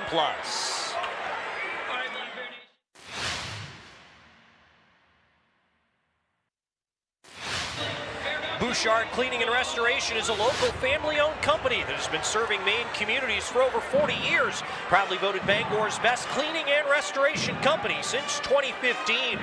This broadcast is brought to you in part by Oakhurst Dairy. Kindness, goodness, Maineness. Learn more at oakhurstdairy.com. And this broadcast is brought to you in part by Down East Orthopedic Associates, the official orthopedic provider of the Black Bears. And with Ethan Zilke in the penalty box for hooking, Maine back to the Verson power play. Verson Power, powering communities in northern and eastern Maine since 1924. Maine is 3 for 5 on the power play tonight. Second game in a row that they have scored 3 times on the man advantage. Can they make it 4? Charlie Russell to Miguel Marcus. Over to Jurasevich for the shoot-in. Bierman slowed it down as Bevilacqua sends behind the net, and then Lindenwood's Elias clears it off the rink. Charlie Russell having a heck of a game tonight. Part of that Sholey line that we talk about with Owen Fowler, Charlie Russell, Sully Sholey centering that group, and man, they have been effective all night long. Charlie Russell, great couple of opportunities in the second period, getting behind the defense. Unable to convert, but pressuring Lindenwood all night long. Josh Nadeau to Poirier. Poirier off the post. Second time he's rung iron tonight, including with the 2 goals as well. Here's Poirier for his second hat trick. Doesn't get it that time as Bierman makes the save. Well, that time he's in a more traditional off-wing side position, left wing side instead of top of the umbrella like we saw in the second period. Starts with a clean face-off win. Poirier back to the defense. Josh Nadeau back to Poirier. Now they're going to get that wrister that clanks off the right post. Maine goes right back to work. Brandon Holt over to Josh Nadeau. The one-timer by Poirier. Just a great setup. Sully Sholey, great pass out front. Poirier over to Holt, save made. Rebound, another save. They continue to dig for it. Poirier's got it back, gives to Nadeau. Josh Nadeau. Now it's Sholey in the corner. He is crunched in that corner by Rago. Well, Maine short in the offensive zone. They had 5 players below the hash marks. Justin Poirier goes back to get the puck after it left the zone. Nadeau gets in, but it's picked up by Delaney and shot the other way. Everybody's sensing that it's stat night and they're going to get on the score sheet. 5 players down below the hash marks of the offensive zone, below the hash marks, which indicates halfway down the face-off circles. Penalty over now on Zilke, so he comes out of the box as Lindenwood ices the puck and will bring it back down to the other end. This broadcast is brought to you in part by Pepper's Landing. Check out their lunch, dinner, and gluten-free menu at pepperslanding.com or stop by one of their 3 locations in Old Town, Brunswick, and Ogunquit. 42 shots on goal for Maine, one of their highest shot totals of the season. I'm trying to remember what was the most, maybe in the 50s. I was going to say, yeah, one of those opening weekend games against Holy Cross, I'm pretty sure. Well, the quality of the shots, too, is another thing. And then some of the best opportunities were not actually shots on goal. Missed the net. Now, this period is starting much like the first, where it's all Maine. Lindenwood does not have a shot on goal yet this period. Took them 14 minutes into the first to get their first, but then they ended up with 9 before the period ended. They had 12 shots on goal. Pardon me, they have 1 shot this period, not 0. It's just 1, but point remains the same. Maine has been absolutely dominant. Yeah, they have, as you would expect. But we know coming in, expectation does not always meet what you see on the ice, and it Can be from shift to shift, from period to period, certainly game to game. In Maine's early season, well, mid-season quest now to find that elusive consistency. A save by Boya there on Morneau after the giveaway in the defensive zone by Jurasevich. An interception by Pichette on the centering feed. The puck makes that one to Giroux. Giroux's shot is stopped by Bierman. Good back check that time by Jingle to help at least mollify that chance. It's a tremendous catch by Giroux off the nice feed by Pichette. The backhander, watches he plays it off his skates, gets the puck into a shooting position, but a great recovery by Jingle to prevent that from turning into a 6-goal game. But what a tremendous play by Giroux. He maintains his speed. He's able to kick that puck ahead, play it off his skates, get it into shooting position, drive to the net. Just a lot to like about that play. Good recognition by Pichette too. Clever pass on the backhand. That's not easy. That's a tough pass to make. Giroux made the most of it. Elias around the glass makes it to Zilke for the clearance. Nobes gives away to Zilke. Zilke taken to the boards. His bodies crash together. Nobes gives away to Raisler. Raisler back through the slot. Nobody on the receiving end. Mercier to Bevilacqua. That one pinballed wide of the net. And losing his stick was Elias in the battle with Friel. Nobes to Marcus. Angles to James. He'll shoot deep. Brock James, the Falmouth, Maine native, goes after it. Giroux make that Fowler. Kept that puck alive. Makes it out to Holt. Peterson. Lucas Peterson. And it's left the zone, according to the linesman. So as it's touched up, that play is offside. Excuse me, Jeff. Peterson was under pressure by Mercier out high in the zone, just not able to keep it in. We'll hear from Jack Webb when we return. Maine is up 5-0. This is Hockey East on ESPN+.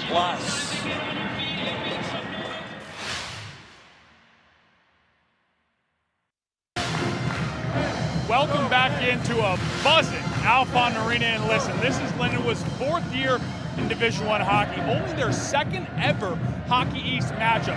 They are an independent. They're not in a conference. They get to travel around the country. They have a very unique schedule. I got to see the team walk into the Alphon today before the game.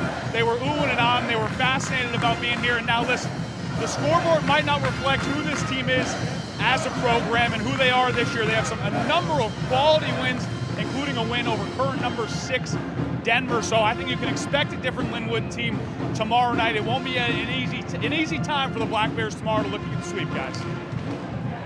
Thank you very much, Jack. Yeah, I was here for the morning skates this morning. You could definitely tell the Lindenwood players were kind of taking everything in as soon as they got in the building. Now, as an independent program, actually a lot of their games are at home this season as opposed to going on the road, but this is number 1, just about the longest trip they're going to make besides going to the University of Alaska in Fairbanks in late January.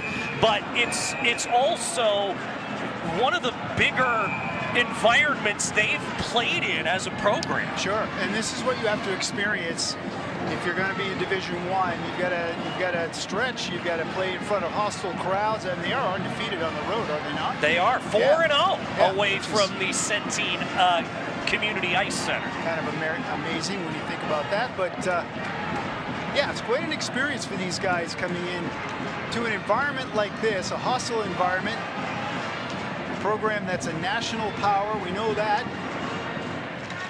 This is what they aspire to, so you got to experience it and learn how to operate in that environment. Yeah, Lindenwood actually in a kind of an interesting situation. They play in an off-campus arena, and that arena also happens to be the practice facility for the NHL's St. Louis Blues. which of course are coached by the all-time leading scorer of Maine Black Bear history, Jim Montgomery.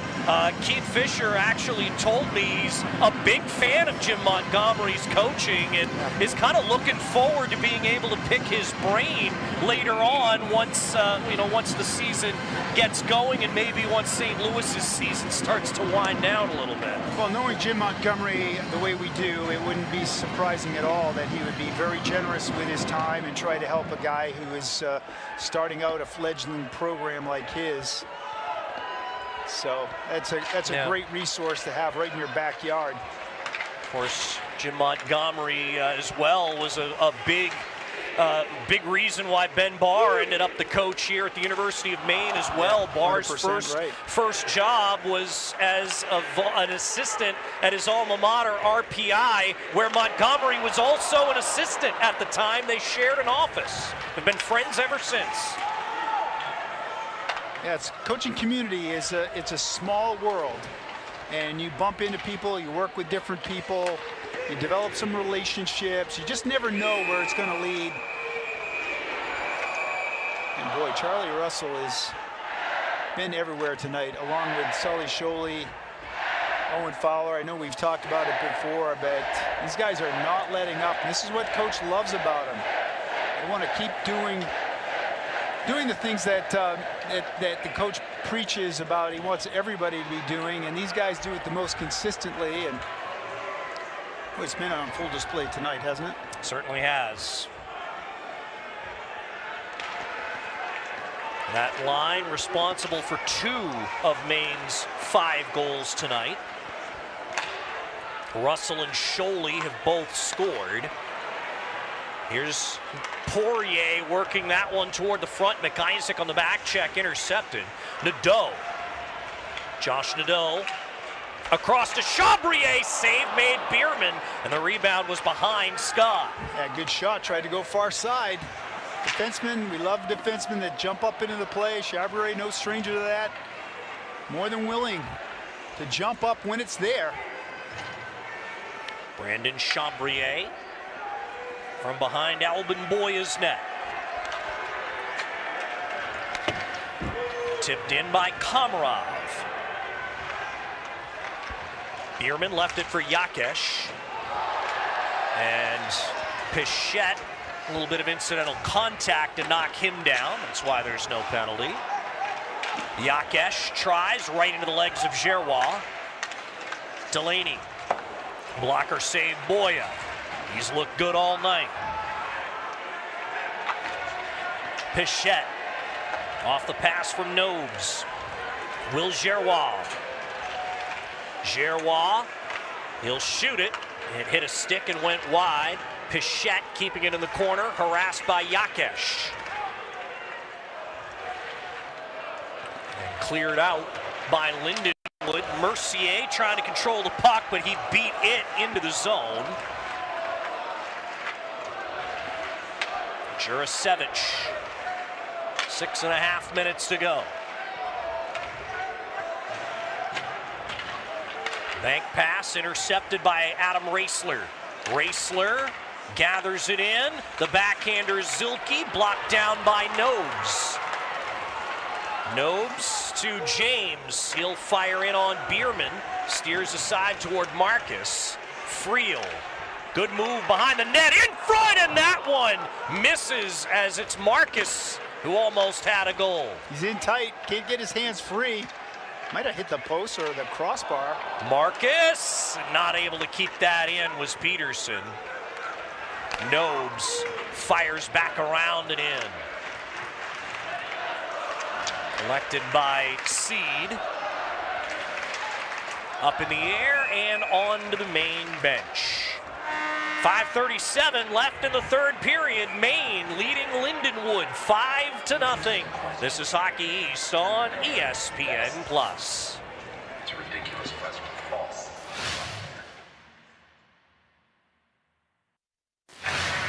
Hammond Lumber Company is a fourth-generation family-owned company with 34 locations and over 1,200 employees across Maine and New Hampshire. For more information, stop in or visit them online at hammondlumber.com. The Maine-New Hampshire border battle presented by Buffalo Wild Wings is the hottest rivalry in college sports. Visit goblackbears.com/border battle for updates and special offers all season long. Buffalo Wild Wings, wings, beer, sports. And brought to you by the Northeast Driving School, the #1 driving school in the greater Bangor area, online at bangor-driving-school.com.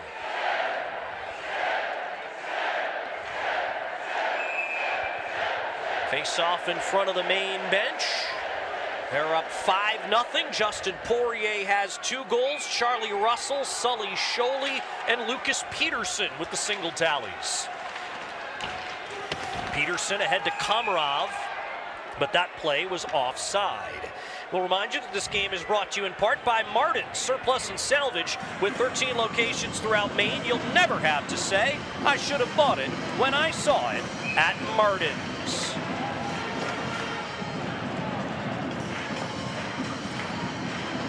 Face off outside the Lindenwood line. Peterson to Holtz for the shoot in. Bierman slowed it down. Bevilacqua had it roll on him. Rago to Elias. And out it goes. Peterson able to beat Kuzma to it. Holt takes the hit from Rago. And coming in is Pichette. Gerrois. That one sticked aside by Bierman. Kuzma takes the big hit from Gerrois. The shot by Yakesh, stopped by Boya. Gerrois hit by Rago. He just hits anything that moves. And Lindenwood has the puck back. It squirted across the slot a little bit out of the reach there of Tyler Lockman. Lockman gives to Fletcher. And now it's Komarov coming out with it. Oscar Komarov shoots it behind the Lindenwood goal. Southgate tips towards Boya. Now Coughlin. Fanned on the shootout. He's got the puck again. Jurasevich to Russell to tip in. Seed. Now Jingle. Jurasevich activating to try to keep it alive. And Maine holds the zone. Sully Sholey shoots it. Save Bierman. No rebound. Yeah, Sully Sholey's got a great pair of hands. I mean, he's dangling in a phone booth as he gets himself turned around, maintains possession of the puck, gets a quality shot away with people in there. Look at that. Look at that cutback move. He had Fowler there. He had Charlie Russell down there. Good play by Sholey. Keep that puck alive, get the puck into a shooting position, purposeful shot on net with white sweaters in front. I've been talking about them all night long, and I just can't take my eyes off him, Jeff. Yeah. I mean, it's amazing his emergence over the last few games. And Chabrier got it back in after it left the zone. Seed to Giovanni Morneau.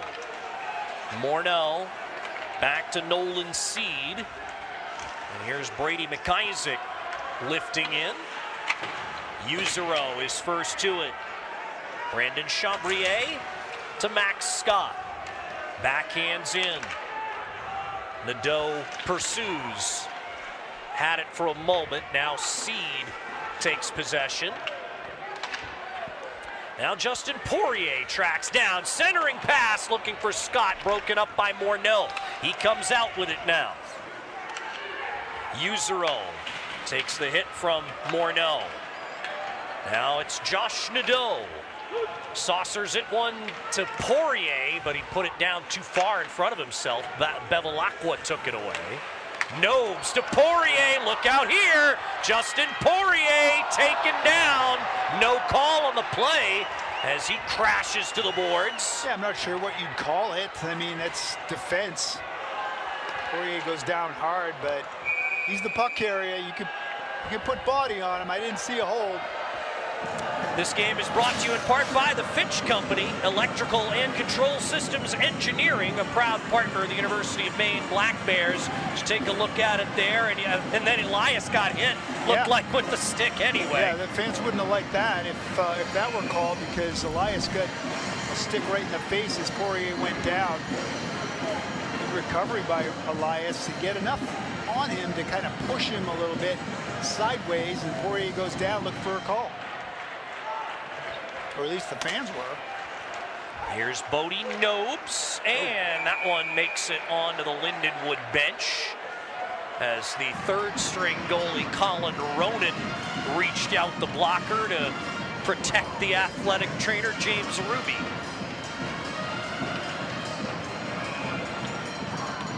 Two and a half minutes to go. Maine looking for consecutive wins for the first time since they had a 4-game winning streak from the end of October into early November. They appear well on their way to doing so, up by 5. Lindenwood playing in its first game in 2 weeks. Kuzma fires that wide of Boya's goal. I wouldn't say that they looked rusty. I thought they looked pretty good at times and gave Maine a lot to deal with, especially in the second period. Probably pretty well rested, you know, but I wouldn't call it rusty. So you get a little taste of what things are like in Hockey East. Lindenwood also missing one of their top scorers tonight, Charles Savoie.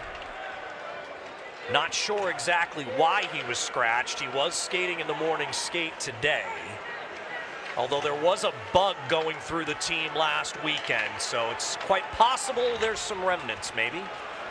Komarov all the way around here. Oscar Komarov goes high to Yuzero, and that one bounds wide. Jurasevich collects the puck, gives to Pichette. Thomas Pichette with a couple converging on him. And Pichette, good body position, almost took the puck back. Gerrois knocked it down.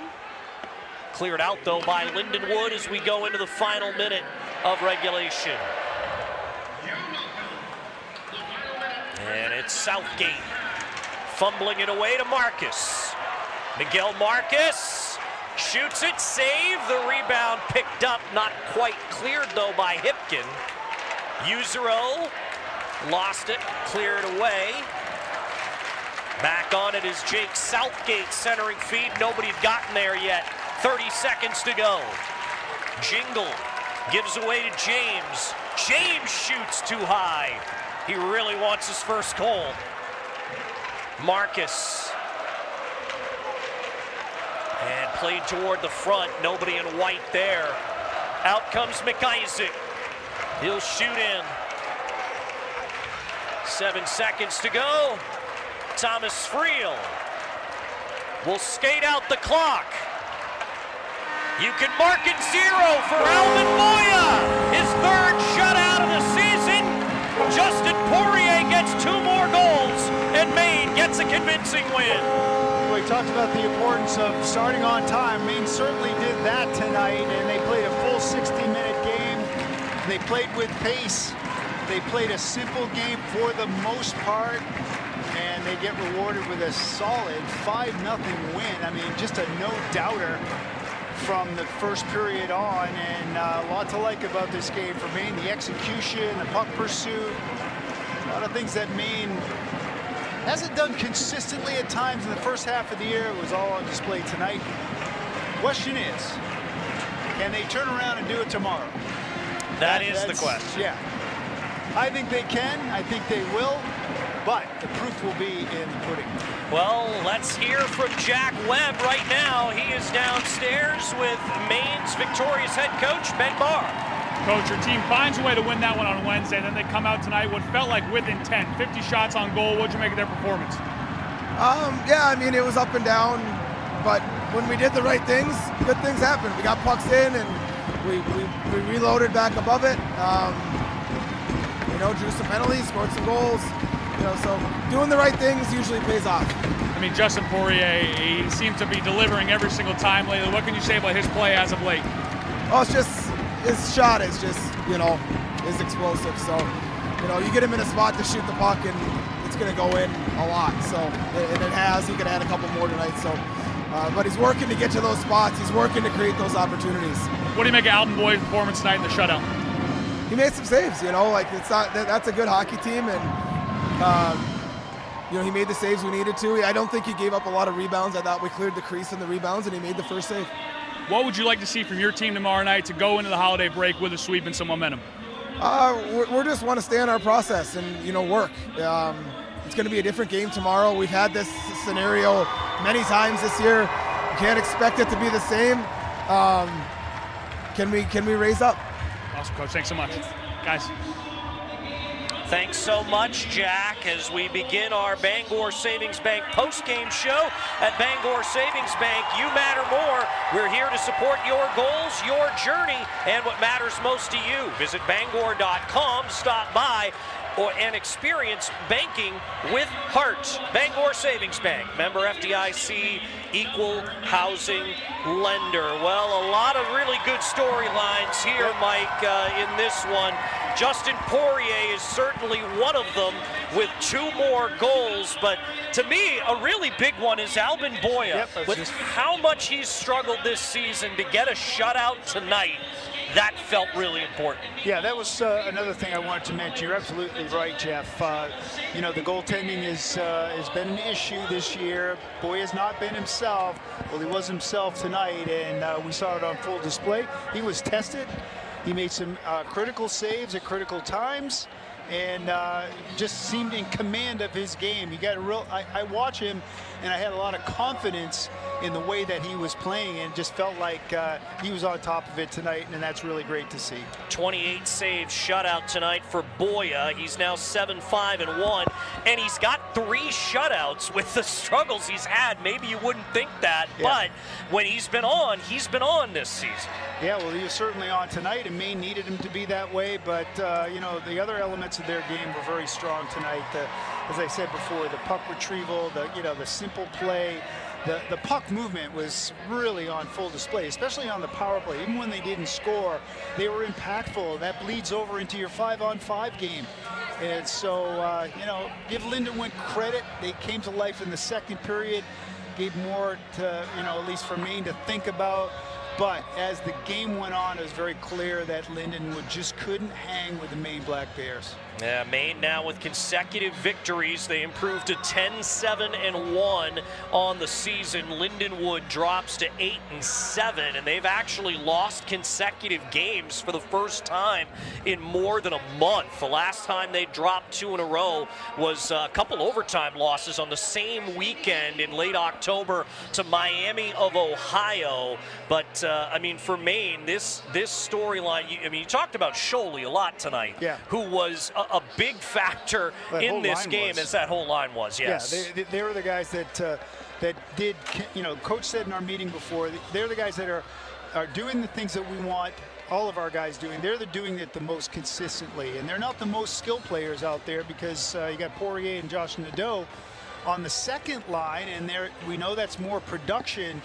But man, Fowler, Scholey, Russell, those guys were on it tonight, and just played with a lot of grit, heart, purpose, make smart plays, keep plays alive in the offensive zone, force them to defend, and just really wore them down. And Maine rolled all 4 lines for sure, but those guys really stood out all night long. And that reunited fourth line with Giroux, Komarov, and Pichette, I'd say, had a pretty good night tonight too. Yeah, impactful. Yeah, impactful. I love the play of Giroux. Komarov had some nice sequences. Thomas Pichette was all over it too. So they get good minutes up and down the lineup from all their forward lines. Absolutely, and a couple defensemen get their couple firsts tonight for Maine. Luke Coughlin gets his first collegiate point with an assist, and Lucas Peterson gets his first goal tonight. He's been very productive offensively, but he hadn't scored a goal until tonight. Yeah, and it was a beauty too. He jumped up into the play, finished down the middle. They fed him the puck. And it was a nice finish as he deked Liam Bierman down, beat him to to the right and tucked it past his left pad, and that was a nice goal. And that was the last goal that was scored, and kind of a capstone on the whole evening. It was just a nice finish, and good to see a guy like Lucas Peterson who can move his feet and move the puck and shoot the puck. I mean, I've been impressed with the growth of his game over the last couple of months. Great to see him get rewarded for a goal here.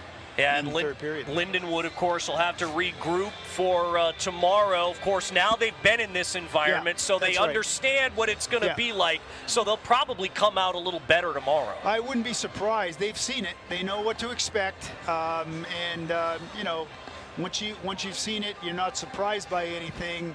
Not that they were surprised, but Maine just kind of swamped them. In fact, Maine in the first 7 or 8 minutes of the first period, you know, Lindenwood was in danger of being run out of the building, and then they kind of found their legs and sort of, you know, got to their game a little bit. But very clear. I know I've said it a few times tonight, but they just can't stay with Maine for 3 periods.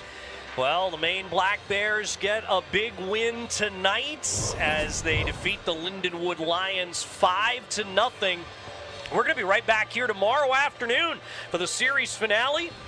The final game before the holidays. It's skate with the Bears after the game. The Maine Black Bears host the Lindenwood Lions again tomorrow. It'll be a 4 o'clock start. Be right back here on ESPN+. Now for everybody in our crew, for Ryan and Marissa down in the control room, for everyone behind the scenes here inside Alfond Arena, for Jack Webb and my broadcast partner, Mike Toole, I'm Jeff Mannix. Maine defeats Lindenwood 5-0. Thanks for watching Hockey East on ESPN+.